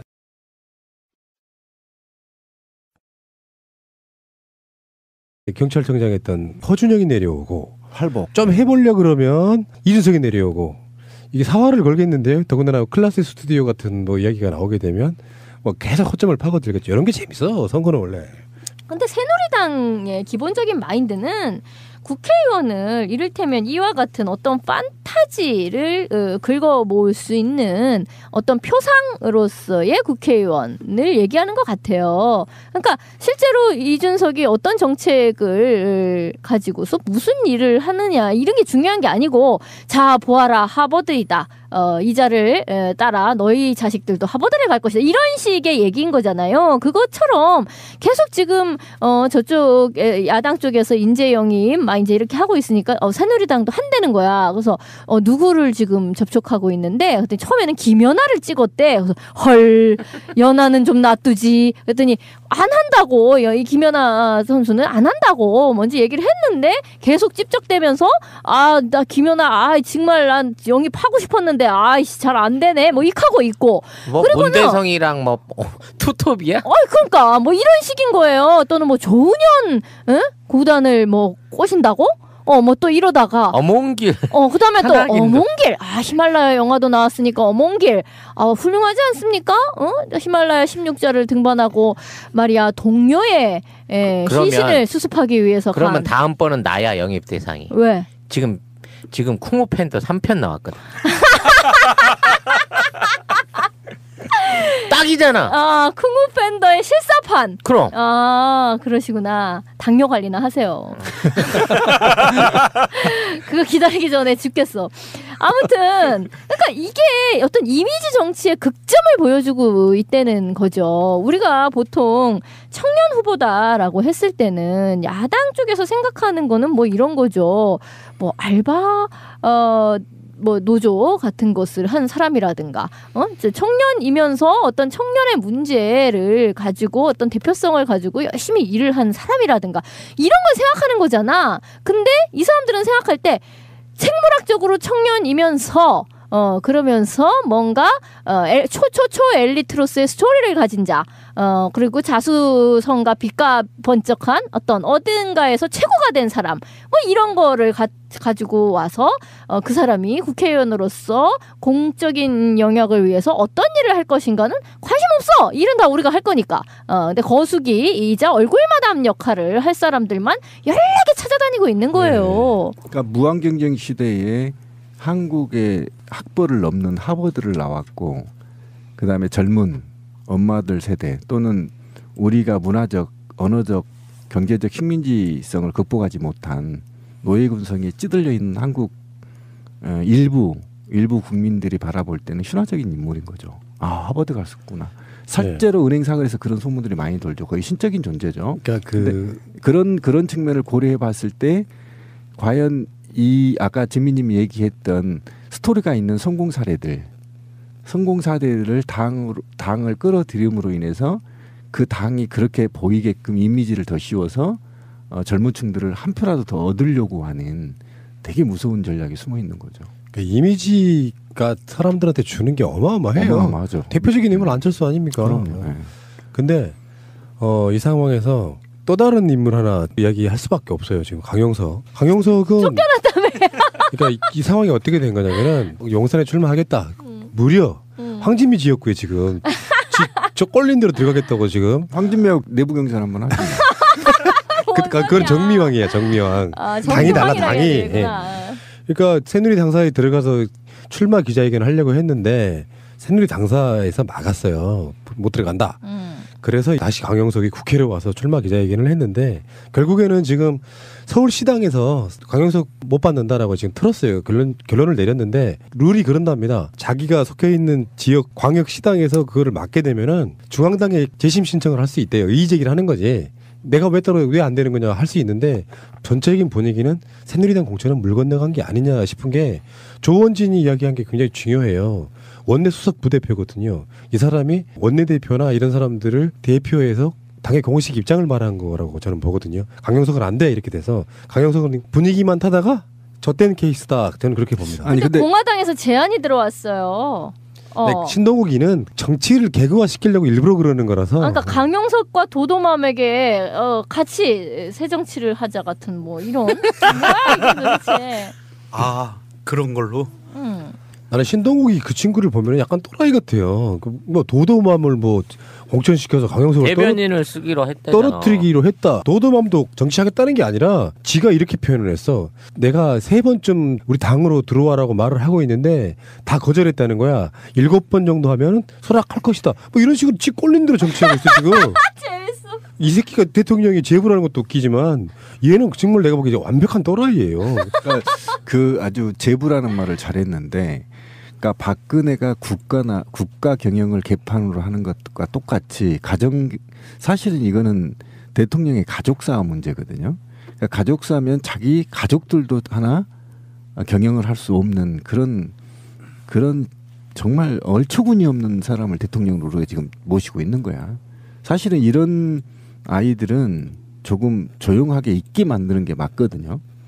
그런데도 불구하고 이렇게 완전히 패륜적인 언어들을 막 싸잡아대고 도대체 완전히 새누리당에서 받지 못했다는 인사를 받겠다고 막 영입 의사를 밝히고, 이거는 그러니까 대통령 처남이 그냥 아주 조용하게 해주려고 하다가 그냥. 어쨌건 간에 강용석 새누리당 입당은 좀 좌절되는 것 같고요. 여론이 워낙에 안 좋고 하는 짓마다 또라이 짓 하고, 그래서 자기 입장에서는 박원순 열심히 깠는데 노력할 만큼 노력해서 지금 자기 새누리당에서 좋아할 거라고 생각하고 막 열심히 한 거예요. 박원순만 저격하면은 지금 새누리당에서 나의 공력을 인정해 줄 거야 이렇게 생각을 했는데, 뒤져보니까 좀 전에 이야기했던 이준석이나 강용석이나 다 하버드 출신이라는 것도 참 재미있긴 한데요.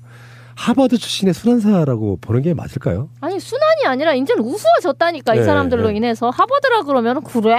그냥 싶어요. 근데 강용석이 국회에서 상임위 활동하는 거 보면 최근에 이제 많이 나오고 있잖아요. 근데 이 상임위 활동에서 보면 제가 볼 때는 소시오패스를 넘어요. 조경태하고 싸우는 거 보면 정말 이거는 이렇게 젊고 유능한 친구들이 그 정도밖에 말을 하지 않는다는 것은 제가 볼 때는 헛배웠어요. 그렇게 지성인들은 그렇게 행동하지 않습니다. 그거 송 작가님 그거 알아요? 조경태하고 둘이 말리는 게 제일 재밌었던 거. 조경태, 내가 강용석이야. 젊은 친구가 그러면 안 돼. 해봐요. 젊은 친구가 그러면 안 돼. 너는 안 젊어? 한 명은 68년생, 한 명은 69년생. 야, 너 이리 와봐. 너라고 해. 너 이리 와봐. 너 이리 와봐. 이리 와봐. 그렇게 하는 거야. 그게 국회의원이 해야 그것도 상임위에서. YTN 뉴스인가 거기서 한번 그 짤방으로 돌아다니는 유튜브에서 봤는데 둘 나이 차 별로 없어요. 한 살 차이인데. 뭐 쥐들 뭐 동년배들끼리 그러고 싸워. 아니, 나이가 아니라 이거는 국민의 대표자로서 상임위에 앉아 있잖아. 어? 이거는 개인이 아니라고. 근데 이 무식한 새끼는 마치 그 어디 술집에서 술 먹다가 선후배 간에 싸우는 방식으로 싸우는 게 이게 국회를 개판으로 만든 우리가 거지. 엄청 조경태 싫어하지만 그때 강용석 드립 중에 하나가 너 어느 학교 나왔어였어요. 내가 그렇지. 말했잖아. 조경태가 비주류로 무시당했던 이유 중에 하나가 새누리당에 못 들어간 이유가 이 친구는 지방대 나왔단 말이야. 그렇지. 부산에 있는 대학을 나왔다고.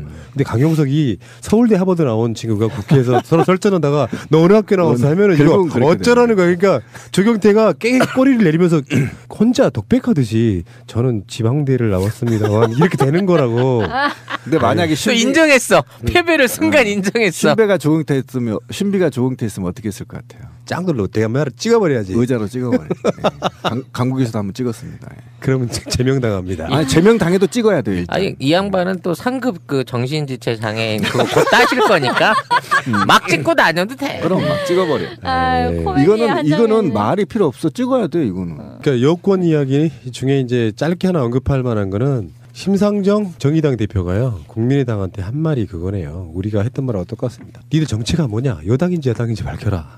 오늘 그게 화제가 됐어요. 이제 실시간 검색으로도 떠오르더라고요. 그러니까 지금 저 야권 전체적인 분위기가 원하건 원하지 않았건 안철수를 지금 범여권으로 몰고 있는 건 맞는 거예요. 저희도 분류를 카테고리를 나눴잖아요. 그 나눴지. 그게 트위터에 화제가 됐어요. 새가 날아든다가 안철수를 오늘부터 여당으로 분류한대. 이게 검색해 보시면 나옵니다. 그러니까 저희가 선두적인 새날이 그러니까 이제 아니 실제로 그렇습니다. 제가 공격받은 이유도 그거예요. 안빠들한테 엄청 공격받죠. 아니 그러면은 혹시 이거 뭐 이런 말하면 재수 없다고 그럴 수도 있는데 유승민이 되고 나가지고 국민의당하고 합당을 해서 뭘 또 만드는 거 아니에요? 전혀 그럴 일은 없습니다. 아니 저는 그렇게 되면 굉장히 좋다라고 이제 늘 생각하는 입장이에요. 그리고 여권 뉴스는 아닌데 다 관계가 있는 이야기 중에 아리랑 TV의 방석호 사장이 가족 동반으로 초호화 출장을 했는데 출장비 밥 한 끼 가격에 무슨 뭐 100몇만 원씩 이렇게 줬다는 이야기도 들리는데 이거 박근혜한테 문제 있습니다. 이거는 왜 그러냐면 박근혜 전용 방송 언론이기 때문에 이거는 박근혜가 글만큼 수행을 새가 날아든다의 홈페이지는 www.birdfly.co.kr birdfly.co.kr 많은 분들의 가입과 참여를 바랍니다. 337 통합요금제 안심 옵션으로 3G 데이터 무제한 사용이 가능하고 SK 간 막내 무제한 통화도 가능합니다. 망외는 80분, 문자는 당연히 무제한이고 여기에 삼성 갤럭시 J5 휴대폰을 드립니다. 월 33,770원 부가세 할부이자 모두 포함. 팟캐스트를 데이터 걱정 없이 맘 놓고 들으세요. 팟캐스트를 듣는 가장 합리적인 가격. SK 알뜰 요금제 회사인 스마텔과 만세폰이 팟캐스트 애청자들을 위해 만들었습니다. 홈페이지는 한글로 만세폰.kr, 전화문의는 010-2192-1004 천사로 해주시기 바랍니다. 아기 돌잔치, 결혼식 답례품, 단체 기념품 등 이 세상에 없는 것도 맞춤 가능하다는 갤러리 기프트. 새날의 많은 애청자들이 이곳에서 단체 선물을 제작하였고 사장님의 헌신적인 노력 덕분에 감동했다는 피드백을 보내주셨습니다. 연대를 실천하시는 애청자님들과 욕 대신 감사하다는 말을 듣게 해주신 사장님께 감사를 드립니다. www.gallerygift.co.kr 1666-5404 위시플렉스에서 이번에 홍보하고자 하는 프로젝트는 시각장애인에게 배움의 기회를 제공해주세요 라는 프로젝트입니다. 시각장애인이 경제활동을 통하여 자립하기 위해서는 기본적으로 읽고 쓰는 능력이 있어야 합니다. 그러므로 시각장애인에게 눈이 되어줄 수 있는 점자 교육이 선행되어야 합니다. 하지만 현실은 전체 시각장애인 중 20% 정도만이 점자를 해독하고 책을 읽을 수 있습니다. 시각장애인들이 경제적 자립을 이룩하기 위해서는 더 많은 기회가 필요합니다. 여러분들의 후원으로 장애인들에게 더 좋은 배움의 기회를 제공할 수 있습니다. 많은 관심과 참여 부탁드립니다. 위시플렉스에서는 여러분 지갑을 열지 않고도 매주 500원씩 후원해 주실 수 있습니다.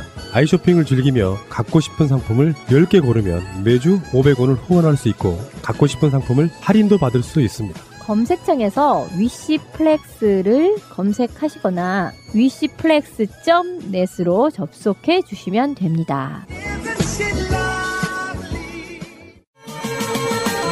트위터가 진짜 언론입니다. 우리나라의 여권, 범여권 이야기를 한번 해볼게요. 새누리당, 청와대, 국민의당까지. 우리가 지난주 방송까지 이야기를 해드렸습니다. 국민의당은 우리 야권으로 이제 인정 안 한다. 범여권의 국회의원들이 지금 광주 전남에 많이 계십니다. 이상한 일이죠. 뭐 별로 이상할 것도 없어요. 가령 예전에 하나갑이나 뭐 이제 이런 사람들 호남이면서 새누리당 가 있었잖아요. 알겠습니다. 박주선 뭐. 그러니까 문제는 이제 지금 새누리당의 그 균열이 서서히 오는 것 같은 느낌이 들어요. 김무성이 현역 의원 50명이면 어마어마하잖아요. 비박계를 모아놓고 따로 밥을 먹어다는 겁니다. 만찬회동. 그러니까 친박계가 버럭하고 일어난 거예요. 그 공천의 중심에 서야 되는 당대표가 비박계들만 모아서 밥을 먹는 것 자체가 불공정하다는 거지. 사실은 맞는 말이거든요. 그런데 김무성 입장에서는 자기 나름대로 이제 지금 박근혜한테는 사바사바 사드 이야기에 또 그런 이야기 나오거든요. 유승민이 다 좋은데 찜찜한 거 하나가 사드 배치에 대해서 찬성을 했던 사람이잖아요. 그때도 김무성은 신중해야 된다고 말했던 사람이에요. 그런데 지금 와서 이제는 사드에 대해서 이제 긍정적으로 받아들여야 된다고 이야기하는 사람이고 보면 이렇게 박근혜를 빨고 있으면서도 한편으로는 분명히 자기 딴 주면이 이제 선거만 끝나고 보자. 박근혜 너 내려오기만 해봐. 이런 느낌이에요. 범행에. 그렇다고 다 친박계한테 내줄 수가 없으니까 나름대로 자기 딴 주머니 차고 있는 그런 느낌을 갖고 있다가 딱 걸린 거죠. 친박계 내에서 어마어마한 공격을 들어가니까 이게 이제 새누리당의 분열로 오는 신호탄이 아닐까. 이런 생각을 한번 해봅니다. 시작할 때가 됐죠. 늦은 감도 있긴 한데 어느 정도 밟아줘야 이제 이 벌레가 꿈틀할까 했더니 야 내장 튀어나오기 직전 되니까 이제 움직이기 시작하네. 분명히 이게 벌레도 밟으면 꿈틀한다 그랬거든. 근데 무려 1년 반을 참더라고 이 벌레가. 그러더니 이제 계절이 끝나가니까 이제 다 2달 남겨놓고 꿈틀하기 시작한 거예요. 근데 야 처음에 쓰리빠인 줄 알았더니 군합발이네. 이거 어떻게 하면 좋지? 근데 어쨌든 김벌레? 어쨌든 박근혜가 먼저 시작했죠. 그렇죠. 네, 뭐 이 싸움 박근혜가 먼저 시작했고 지금 사실은 이 이 김무성 이야기가 이렇게 됐던 이유는 어쨌든 진박 가리기 운동이 지금 TK에서 지금 이루어지고 있고 진박연대를 이미 결성된 상태에서 약이 오른 겁니다. 약이 올라서 지금 얘네들이 만든 게 어쨌든 박타령까지 만들어서 지금 TK에서 부르고 있다. 박타령은 뭐야? 그 박이 날아든다. 온갖 집박이 날아든다. 새가 날아든다잖아. 그거는 이제 이 패러디를 했어요. 이것들이 이제 인기 방송을 함부로 막 갖다가 쓰는구만. 봐봐 이렇게 되는 거야. 박 중에는 망할박, 자충우돌박, 감별박, 요리조리 눈치박 이곳저곳이 잡박들이 진박 6인 탈을 쓰고 얍사가게 날아든다. 뭐 이런 노래로 지금 만들어서 아예 트는 모양이에요. TK 지역에서. 그게 뭐냐면 박근혜가 유승민한테 약 6대4 이상 벌어지고 있다는 겁니다. 그래요? 지역 민심 TK가 심각하답니다. 주말에 이제 거기서 오신 분하고 얘기를 좀 깊게 해봤는데 여론조사도 그렇게 나온다면서 이제 여론조사는 확인 안 했어요. 예. 그런데 왜 그렇게 벌어졌느냐면 위험성은 좀 있어요. 그러니까 박근혜에 대한 신뢰가 훼손된 게 아니라 진박들이 내려가서 하던 짓이 개망난이라는 거야. 그러니까 그러니까 지역 정서가 그렇다는 거지. 어디 출처도 없는 놈들이 와가지고 자기가 TK 적자라고 노래 부르고 박타령이나 부르고 있으니까 얄미운 겁니다. 그래서 실제 여론조사 6대4로 나온다고 해요 지금. 알고 보면 그냥 근본도 없는 것들. 근본도 없는 것들이. 그러니까 원래 우주에서 이제 혼을 타고 내려오니까. 그러니까 그 바닥에서만 오랫동안 이렇게 고생한 사람들이 아니라 어느 날 갑자기 꽂히는 거잖아요. 그런데 그래서 유승민이 지금 조용히 하고 있다는 거예요. 어차피 유승민한테 완패한다 이런 게 정서인데. 그러니까 이기고 있는 자의 그 편안함. 그대로 있는 거지. 그런 정서가 지금 강하고 실제로. 그런데 먼저 이제 치니까 김무성이 이제 받아친 거 아닙니까? 지금 권력자한테 덤비는 거예요, 김무성이. 나도 한번 만나보자. 너네 진박 만들어 봐라. 50명 정도 몰고 지금 쇠 자랑을 한 건데 거래 놓고 바로 하는 말이 하향식 공천 없다. 상향식 공천만 있다. 이렇게 이제 얘기를 한 거 아닙니까? 그게 뭐냐면 만약에 상향식 공천이 바닥에서부터 올라온다면 제가 볼 때는 진박은 거의 떨어진다. 근데 지금 이 상황에서 이제 가장 첨예하게 대립하고 있는 사람이 최경환이에요. 역시나 우리가 예상했다시피 최경환이 이제 김무성을 견제하고 있는데 김무성이 한 50명을 비박들을 모으니까 최경환이가 우리 지난주에 말했던 병아리 감별사처럼 그렇죠. 닭새끼 감별사들로 그러니까 지금 어느 게 암까마귀인지 어느 게 숫까마귀인지 뭐 본다 이거야? 진짜로 그렇게 했어요. 예비 후보 개소식에 참석해가지고 했던 말을 보면은 정말 걸작이에요. 지난 총선에서 당선된 대구 경북 국회의원들이 지난 4년 동안 한 일이 무엇이냐? 자기 당 후보들한테 한 말이 요거는 사실 자해행위에 가까운 건데 알고 보면 지금 박 대통령이 발목 잡히는 정도가 아니라 부러질 지경인데 대구 경북이라도 도와줘야 하는 거 아니냐? 정부가 경제정책을 펴는데 증세 없는 복지는 허구라며 뒷자리를 잡지 않았냐? 이건 야당한테 한 말이 아니에요. 누군지 다 아시겠지만 이러면서 유승민도 겨냥하고 자기가 이제 확실하게 표가 나오는 박근혜 표가 나온다는 TK 지역을 돌면서 지금 병아리를 감별해주고 있어요.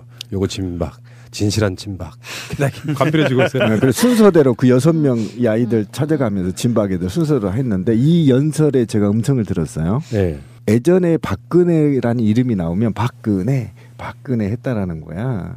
근데 연설 중에 박근혜 이름이 나왔는데도 박근혜 구호를 외치지 않으니까 최경환이 아니 박근혜 대통령이 이 이름이 나와도 박수를 안 치시면서 박수 좀 쳐주시오. 그러니까 박근혜 이렇게 3번 외쳤던 그만큼 박근혜 이름이 나와도 TK 지역의 바닥 민심은 그저 그렇다.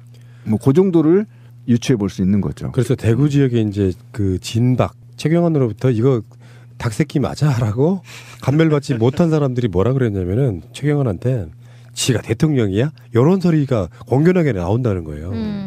어디서 많이 보던 장면 같은데요. 작년 가을에 어디서 보셨어요? 야당 쪽에도 그런 말들이 막 오고 가다가 결국에는 다 뛰쳐나갔잖아요. 분당 직전의 어떤 상황 같다. 아 그래서 분당했으면 좋겠다고 말씀하시는 거죠? 뭘까? 그냥 대책을 원업이. 근데 얘네는 절대 분당은 안 할 거예요. 이런 생각을 한번 해봤거든요.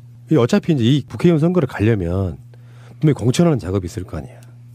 근데 보통 야당 쪽 같으면은 내가 확실하게 이 지역의 맹주다 해서 공천이 확실시 되던 사람인데 어느 날 갑자기 누가 내리 꽂아가지고 이 사람이 어떤 여론에 의해서 진박 감별사의 어떤 분위기 흐름을 타고 공천이 돼.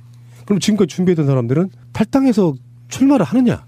아니면 탈당을 못할 것인가에 대한 부분이 있는데 그러니까 얘네는 네. 공천을 못 받게 되면 지난번에 친박연대처럼 그렇게 이제 탈당을 해서 당선이 돼서 살아서 돌아갈게 이러잖아요. 그러니까 공천에 불복해서 니캉 내캉 남이다 끝이다 이렇게 되는 게 아니라 비록 공천은 못 받았지만 내가 살아서 돌아가리다. 나중에 만나요. 잘 되면 받아주세요. 이런 개념이거든요. 지금은 안 돼. 법이 바뀌어서 그렇지 맞아. 내부 그 경선에 참여하면 밖으로 나갈 수가 없어요. 현행법상. 근데 그게 그러기 전에 아니고 여론조사하고 떨어져 나가야 돼요. 예전에 친박연대라는 거하고 지금 상황이 다른 거는 지금은 박근혜가 중에 공포정치하고 있잖아요. 근데 만약에 내가 떨어질 게 뻔하니까 지금 아까 신민님 말씀하신 것처럼 내부 경선에 아예 참여를 아예 안 하고 무소속으로 준비해서 나가는 사람도 있을 거란 말이야. 그럴 수 있어요. 네. 그러니까 제가 하고 싶은 얘기는 친박연대 같은 일이 벌어질 것이다라는 얘기가 아니라 얘네들은 나가더라도 다시 오는 것을 목표로 나가는 그런 매우 충성도 높은 매우 구심력이 작용하는 그런 어떤 조직 문화를 가지고 있다니까요. 자기들의 이익을 위해서 뭐 그럴 수밖에 그렇죠. 없는 집단이라서 이익 때문에 그런 건데 어쨌건 이 가운데 유승민이 예비후보 등록을 마쳤어요. 조용히 마쳤어요. 네. 이게 매우 중요해요. 그러면서 했던 말이 권력은 국민에게서 나온다. 박근혜 염장을 확 찌르고 들어왔어요. 그 국회에서 했던 그 얘기를 또 했어요. 그러니까 이제 뭐 너는 박근혜한테 개겼던 놈 아니냐 이제 이딴 소리를 하니까 여보쇼 권력은 박근혜로부터 나오는 것이 아니라 국민으로부터 나오는 것입니다. 산은 산이요 물은 물이다 이제 이런 얘기를 한 거죠. 또 있어. 약간 선문답 같은 거는 대구는 눈이 귀한 곳인데 그저께 눈이 왔다. 봄이 곧 올 것입니다. 와. 아니 이거는 옛날에 그 김대중 대통령이 그 옥고를 치를 때 무슨 뭐 인동초의 새벽 거기서 돌을 닦고 계셨나 봐 그동안. 그런데 만약에 말이에요. 유승민이 대구에서 공천을 못 받은 상황이 벌어지면 어떻게 될까요? 공천을 못 받을 수가 없죠. 경선에서 어떻게 하겠지. 이거는 그러니까 이 사람들이 참 헷갈리는데요. 이게 전략적 공천, 그러니까 하향식 공천, 위에서 내리 꽂는 것. 지역위원장이고 아까 지민님 얘기했던 수십 년 동안 평생을 한번 나가보려고 밑에서 바닥처럼 기었는데 위에서 그냥 독하니 꽂아버리는 방식의 하향식 공천. 이거가 이루어졌을 때는 배제당할 수가 있단 말이에요. 그런데 그다음에 또 더욱이 전략공천랑은 두 개가 같은 얘기니까. 근데 이제 상향식 공천이라고 한다면 일정한 룰을 갖고 거기서 경선에 붙어야 된다는 말이에요. 다 와, 새끼들아. 예를 들면 뭐 대구 수성갑 나갈 사람 다 붙어. 그래서 10명이 10명을 그냥 일정한 룰로 여론조사와 당원조사를 통해서 7대3, 7대3 이런 식으로 해서 그냥 정해버리는 거예요. 아니, 그러니까. 공개적으로. 그런데 공천이 배제된다라고 한다는 얘기는 유승민이 나가는 그 지역에 전략공천으로 꽂아야 유승민을 뽑아낼 아니, 수 있다. 제 말은 그런 의미가 아니고요. 권력이 개입을 하면은 대의원들이나 당원들 특히 박근혜가 예를 들면 대구 같은 데 내려가서 아주 노골적으로 유승민 나쁜 놈이라는 식으로 이렇게 했잖아 이미. 그 분위기를 만들어 버린 또 한 번 더 한다면 그래서 사실상 상향 공천의 어떤 그 모양새는 빌리긴 하지만 여론을 아주 기가 막히게 나쁘게 만들어 가지고 유승민이 선택받지 못하게 만들어버리는 것도 일종의 강압에 의한 공천을 막는 거잖아요. 이 상황에서 유승민 자체가 상향식 공천에서 떨어지면 뭐 할 말은 거의 없겠지만 그게 노골적으로 강압적으로 지금 추경원의 입장도 그런 거 아닙니까? 그러니까 이런 분위기 속에 유승민이 공천을 못 받게 되면 어떻게 될 것이냐는 문제죠. 무소속으로 나오지 않을까요? 아니 이제 그럴 일은 없어요. 그러니까 아까 말씀하셨잖아요. 무소속으로 못 나온다고. 그러니까 그 네. 상향식이 아니라 전략공천으로 찍어 누를 경우에 유승민이 과연 그냥 네 알았습니다 하고 있을 사람은 아닌 것 같고요. 근데 만일 상향식 공천에서 유승민이랑 낙하산이랑 내부 경선을 했는데 낙하산이 이겨버린다. 이제만 그 동구청장. 이제만 이제. 그러면 이건 누가 생각해도 정상적인 그 경선이었다고 인정 안 할 거예요. 저 대구 시민들이. 그러면 오히려 그래요. 내가 졌으니까 그럼 출마 안 하고 그냥 백의종군 하겠습니다 하고 조용히 누우면 야 이건 진짜 그림이 아주 차기를 위한 환상인데. 근데 이런 것도 있다고 봐요. 그러니까 박근혜가 생각이 짧은 건 그런 지점이거든요. 자기에 약간 반대하는 느낌을 주는 사람도 쿨하게 좀 그 대인배의 풍모로 그 상대방 가치를 어떻게든지 공천 방해까지는 안 해서 공천 내게 하고 그 사람을 이렇게 받아들여줘야 되는데 전혀 그런 성품이 안 되는 사람이다 보니까 나중에 대구 지역 여론도 만약에 유승민이 떨어진다거나 그렇게 돼버리게 되면은 진짜로 옹졸한 사람이구나라는 여론도 반면은 생길 것 같아요. 그렇죠. 그리고 네. 이제 한 번 더 내려간다는 지금 소문이 돌고 있죠. 네. 진박들을 도와주기 위해서. 근데 제가 볼 때는 이번에 대구 민심이 심상치 않고요. 절대 유승민이 상향식 공천에서 떨어질 이유가 전혀 없습니다. 저는 확신합니다. 네. 지역 민심이 이미 유승민 쪽으로 돌았다. 유승민이 대구의 차기 권력자다라고 이미 인식하고 있는 대구 주민들이 있기 때문에 그 비율이 지금 늘어나만 가고 있고 그리고 박근혜가 오히려 더 도와준다고 진박들한테 내려가는 순간 더 하향 곡선을 치울 수밖에 없는 오히려 이런 지금 분위기가 현장에 있다고 해요. 그러니까 방송하는 오늘 나온 여론조사를 한번 봐드릴게요. 예비 후보 등록한 유승민이 여론조사 지지율이 48.6%. 그렇죠. 와. 이재만은 27.7%밖에 그러니까 안 됩니다. 더블 스코어 차이가 나죠. 잘 모르겠다를 결정한 사람들 빼고 나면은 거의 더블 스코어예요. 더블 스코어입니다. 예. 실제로 다른 지역도 그렇다고 해요. 그러니까 진박들이 와서 너무나 갑질을 한 거야. 누나 팔고 그러니까 얄미운 거예요 지역에서도. 눈꼬리 셨다 이거지. 눈꼬리 신 거야 지금. 그 분위기가 퍼져버리면요 끝난 거예요. 사실. 이런 상황이 되면은 박근혜 입장에서 더 이를 갈 것 같아요. 그렇지. 이게 이제 무리수를 두게 되는 건데, 내가 이렇게까지 하고 있는데 여론조사를 해보니까 이재만한테 유승민이 앞서고 있어. 그러면 대구의 여론은 박근혜의 심기랑 상관없이 유승민 자체를 인정해준다는 거잖아요. 그렇죠. 일단은 네, 맹주로 또는 박근혜 싫어하는 사람도 섞여 있겠지. 거기에 그렇지. 대구 사람이라 다 좋아하지 않으니까 이렇게 되면 박근혜 입장의 성격상 더 무리수를 두게 돼 있어요.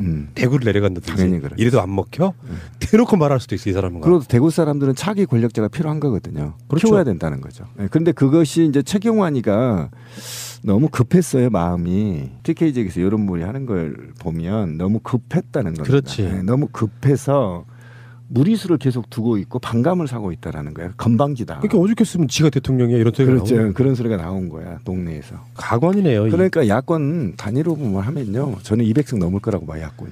근데 그 역대에 군사정권, 민주정권을 통틀어 가지고 이런 경우가 있었나요? 기억이 없어요 나는. 아예 그냥 강압적으로 데려다가 납치를 해서 어떻게 뭐 죽여버릴 수는 있는데 이런 식으로 이렇게 되게 옹졸해 보이는 이런 식의 어떤 것들을 같은 당에서. 아니 대놓고 꽂아버린 거 이런 경우가 박근혜 스타일 말고는 있을 수가 없죠. 이거 사실은 야권이 있으면 이거는 지금 심각한 문제예요. 이럴 수가 없는 거죠. 박정희 시절에도 통일주체국민회의를 그 지역의 그 맹주들로 해서 이렇게 투표 형식을 빌리다시피 해가지고 추대해서 올렸거든요. 그렇죠. 그건 좀 다른 거죠 이거하고는. 네. 그러니까 이런 경우가 기본 심성 자체가 그렇죠. 이런 경우가 없었던 거지 거의.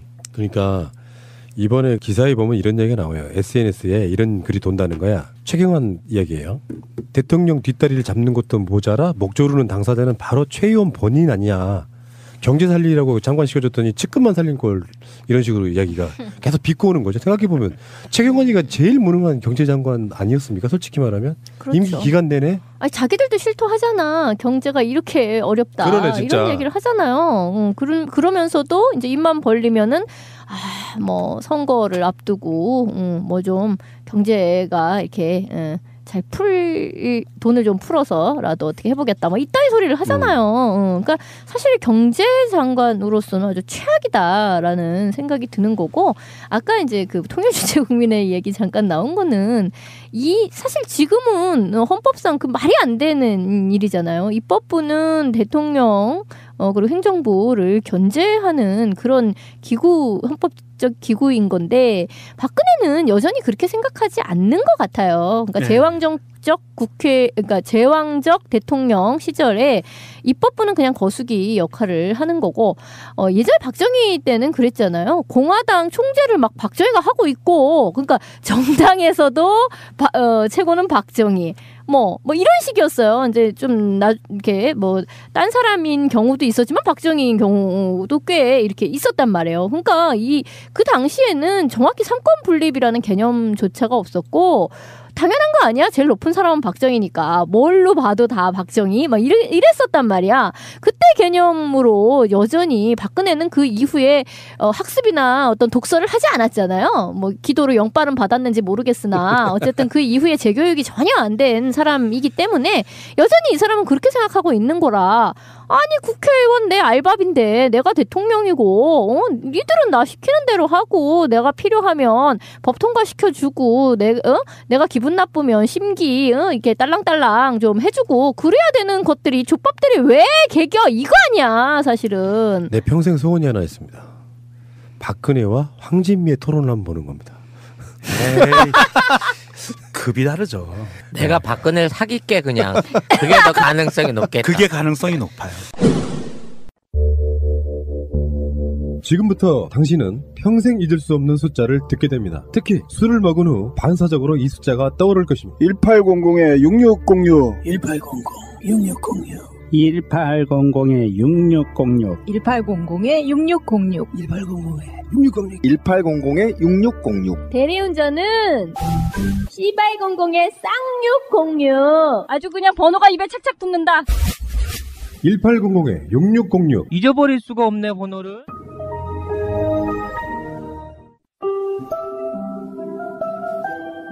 보험 들고 계세요? 마이보험 체크해서 무료로 진단받아보세요. 내가 들고 있는 보험이 나에게 맞는 것인지 불필요한 것인지 알 수 있습니다. 1800-7917 친구 또는 인척. 원래 보험은 친구나 혹은 인척에게 드는 경우가 많은 이 사람들이 바로 친구이자 인척이다. 한글로 마이보험체크.com 중고차 이야기 동시통역 버전. 여보, 우리도 차 한 대 사자. 휴가철에 놀러 한번 제대로 못 갔어. Honey, let's buy a car. We can't go on a decent vacation without a car.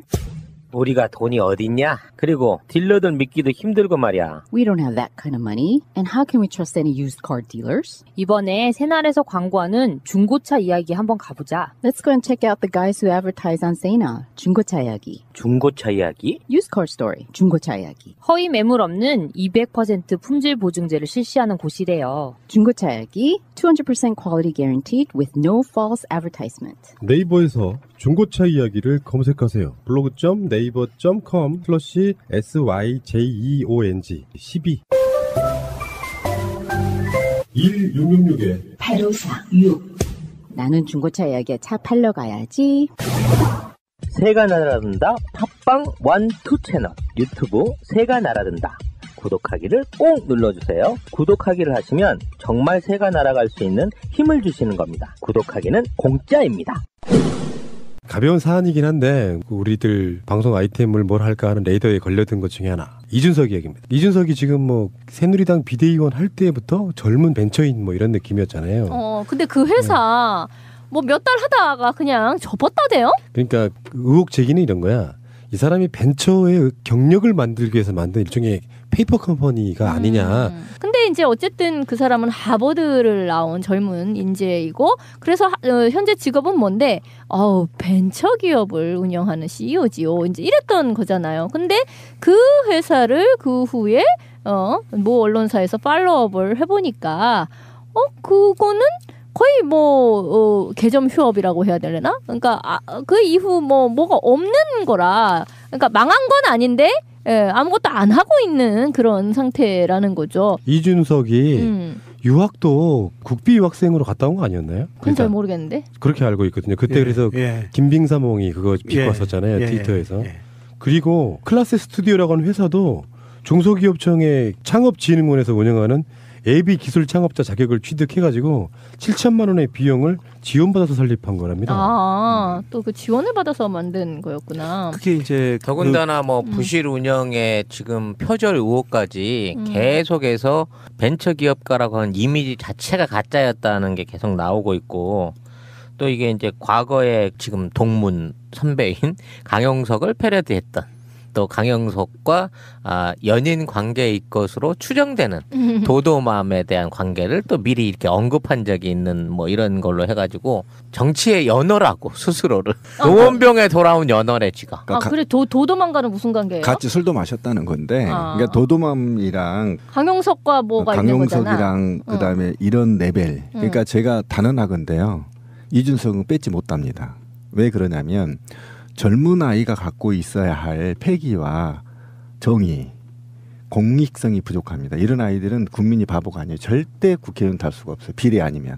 왜 그러냐면 이 아이가 최근 돌아다니는 행태가 낚싯밥, 강용석이처럼 낚싯밥을 하고 다니는 겁니다. 그러니까 미끼 역할. 미끼 역할. 어떻게 하면 방송에 한 번 더 나갈까. 인기몰이 하고 다니는데 결국은 얘와 손수조가 박근혜의 발목을 잡는 오히려 새누리당의 악이 될 겁니다. 이번 선거에서는. 왜 그러냐면 이번 선거는 이런 방식으로 안 돼요. 국민들이 화가 좀 많이 나 있거든요. 실제로 새누리당 지지층이라 하더라도 어르신들이 각종 혜택이 축소됨으로 인해서 되게 개인적으로 불만이 있어요. 뭐 폐륜적인 어버이연합이나 이런 데야 뭐 이렇게 나와서 하고 있지만 실제 속으로는 매우 냉담한 반응을 지금 일으키고 있다고 하거든요. 찍을 데 없으니까 빨갱이당은 못 찍어도 내가 뭐 이런 지금 각오가 있다는 거 어르신들이. 그런 측면에서 이렇게 낚싯밥이나 던지고 쓰잘데없는 지금 국가 경제는 곧 위험에 처해 있고 일본 관계는 있는데 젊은 아이가 전혀 정의란 걸 찾아볼 수도 없고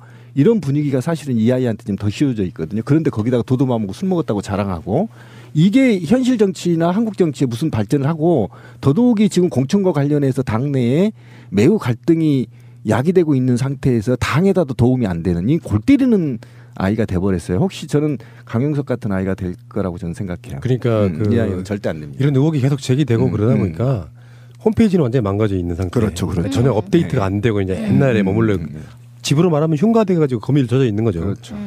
너희들은 그러면 그 회사를 만들어갖고 뭐 했어? 하니까 뭐 어플 하나를 만들었대요. 뭐 여론 조사 어플을 출시를 했는데 보통 다운로드 횟수가 2,000회를 못 넘길 정도로 뭔가 하기는 했는데 이게 이준석 입장에서 지금 네가 어떤 수입으로 돈 벌고 돈 번 게 뭐냐 이게 전부 다 정편 나가서 출연료를 받은 거라는 거야. 뭐 이 사람을 누가 벤처인이라고 얘기할 수 있어? 그러니까 방송인이지. 그러니까 우리들이 입장에서 이준석 자체가 하버드 나온 젊은 벤처인 이런 느낌이었기 때문에 박근혜가 끌어간 거 아니에요. 그렇죠. 알고 봤더니 경력은 거의 일천한 상태에서 그 경력으로 갔지만 사실은 그 경력이 없고 정치권에 들어와서 술이나 얻어먹으러 다니고 왜 옛날에 기억나요? 무슨 사건에 연루돼 갖고 가만 안 둔다고 막 누가 벼르고 막 그랬던 그 사건이 맞아요. 있었지 않습니까? 예. 청와대 무슨 사건 났을 때 이 친구는 지금 벤처라는 그 알량한 말도 안 되는 경력 하나를 갖고 튀어 들어와서 지금 젊은 정치인 이미지 좋은 거 종편 나가서 썰전 같은 데 나가고 어디 나가서 출연료를 벌어들이고 결국엔 뭐야? 아무것도 아닌 거잖아요. 속에 알맹이가 하나도 없다는 거잖아요. 그렇죠. 하버드 하나 때문에 사람들은 학벌주의 때문에 맞습니다. 열광했던 거죠. 한 놈 더 있었죠. 이름 기억 안 나는데 무슨 탤런트 아들놈. 홍 씨. 한 방에 끝났잖아요. 그 클라스 스튜디오 이제 그 기자가 쓴 기사에서 밝혀진 팩트만 보면 참 재밌는 게 홈페이지는 거의 뭐 방치 상태. 그 다음에 대표번호 전화를 안 받아요. 안 받아. 그리고 그 회사를 찾아가 보니까 이거 뭐 지저분하게 어지러져 있는 게 그냥 난잡하게 살고 있는 그 어떤 그 자취생방 같은 그런 데다가 이준석이는 와서 예고 없이 왔다고 화를 내고 그러면서 이준석이라 하는 얘기는 원래 창업을 하면 뭐 4년 이렇게 적자를 보는 거다 이렇게 얘기를 한다고 하는데 두 가지 가능성이거든요. 정말 그렇든지 아니면 정말 조금 아까 얘기한 것처럼 이거는 만들어낸 경력을 위해서 했든지 그렇게 추측이 되는데 뭐 이거 증거 자료가 없으니까 결정적인 증거 자료는 우리나라 국세청에서 갖고 있을 텐데. 그러니까 이준석을 보니까 문득 떠오르는 인물이 이번에 더불어에 그 영입된 김병관 씨가 떠오르네요. 그렇게 따지면 어떤 규모랄까 업적 면에서는 하늘과 땅 차이겠네요. 그렇죠. 근데 지금 언론에서는 이동학이라고 시절 새정치민주연합 시절에 혁신위원을 했던 굉장히 젊은 친구가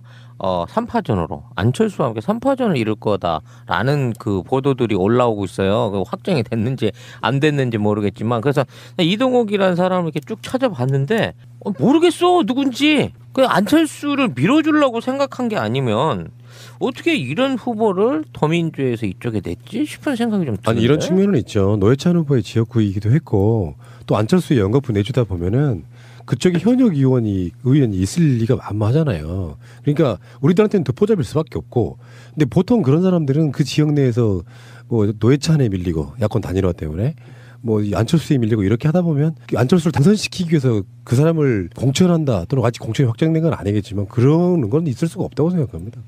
근데 33세에 아직 그 뭐 혁신위원도 했고 뭐 정치와 관련된 다준다 청년정치연구소 뭐 이런 거를 뭐 운영하고 있다고 하네요. 예, 그렇긴 한데 그렇다 손치더라도 왜 뭐 준다니까 뭐 또 떨려? 아니 뭘 다 준다니?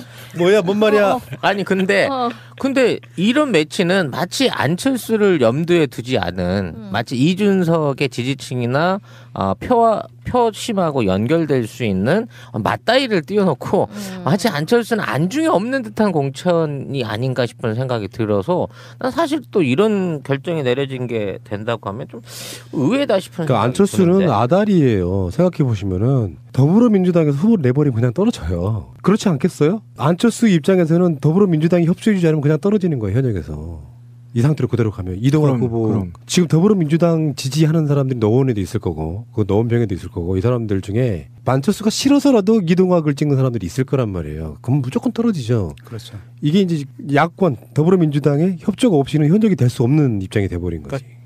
그래서 저는 안철수가 출마 만약에 단일 후보가 안 될 경우에 단일 1대1 구도가 안 될 경우에는 안철수 출마를 못할 거라고 봐요. 더불어민주당에서 위험합니다. 더불어민주당에서 후보를 내는 순간 안철수는 떨어지는 거죠. 그러니까 지금 슬슬 나오고 있는 게 안철수의 비례대표. 그렇죠. 비례대표 우리가 예상했던 대로 김한길까지 1, 2, 3 먹을 수 있어요. 왜 그러냐면 전국구를 호령한다는 이유로 전국구 요새 다녀라. 요새 다녀라 그렇게 되는 거고 우리가 저기 문재인 대표한테 그렇게 요구를 한 것처럼 그들도 그렇게 할 가능성이 높습니다. 왜 그러냐면 만약에 안철수가 원하는 대로 통합 없다. 단일 후보 없다라고 선언해서 그대로 간다 그러면 안철수는 어디 나가나 떨어집니다. 100%. 왜 그러냐면 이 자리는 어느 한 곳이 우위에 있는 곳이 아니에요. 노원병이. 그렇기 때문에 10%만 빼앗아 먹어도 이준석이 돼버리는 거예요. 그러니까 이런 측면에서 오히려 지금 지역위원장하고 이준석 다이다이 붙게 만들어주는 게 맞지 여기에 안철수가 꼈다가는 다 죽는 겁니다. 그걸 알면서 안철수가 나갈까? 왜냐하면 당 내에서요.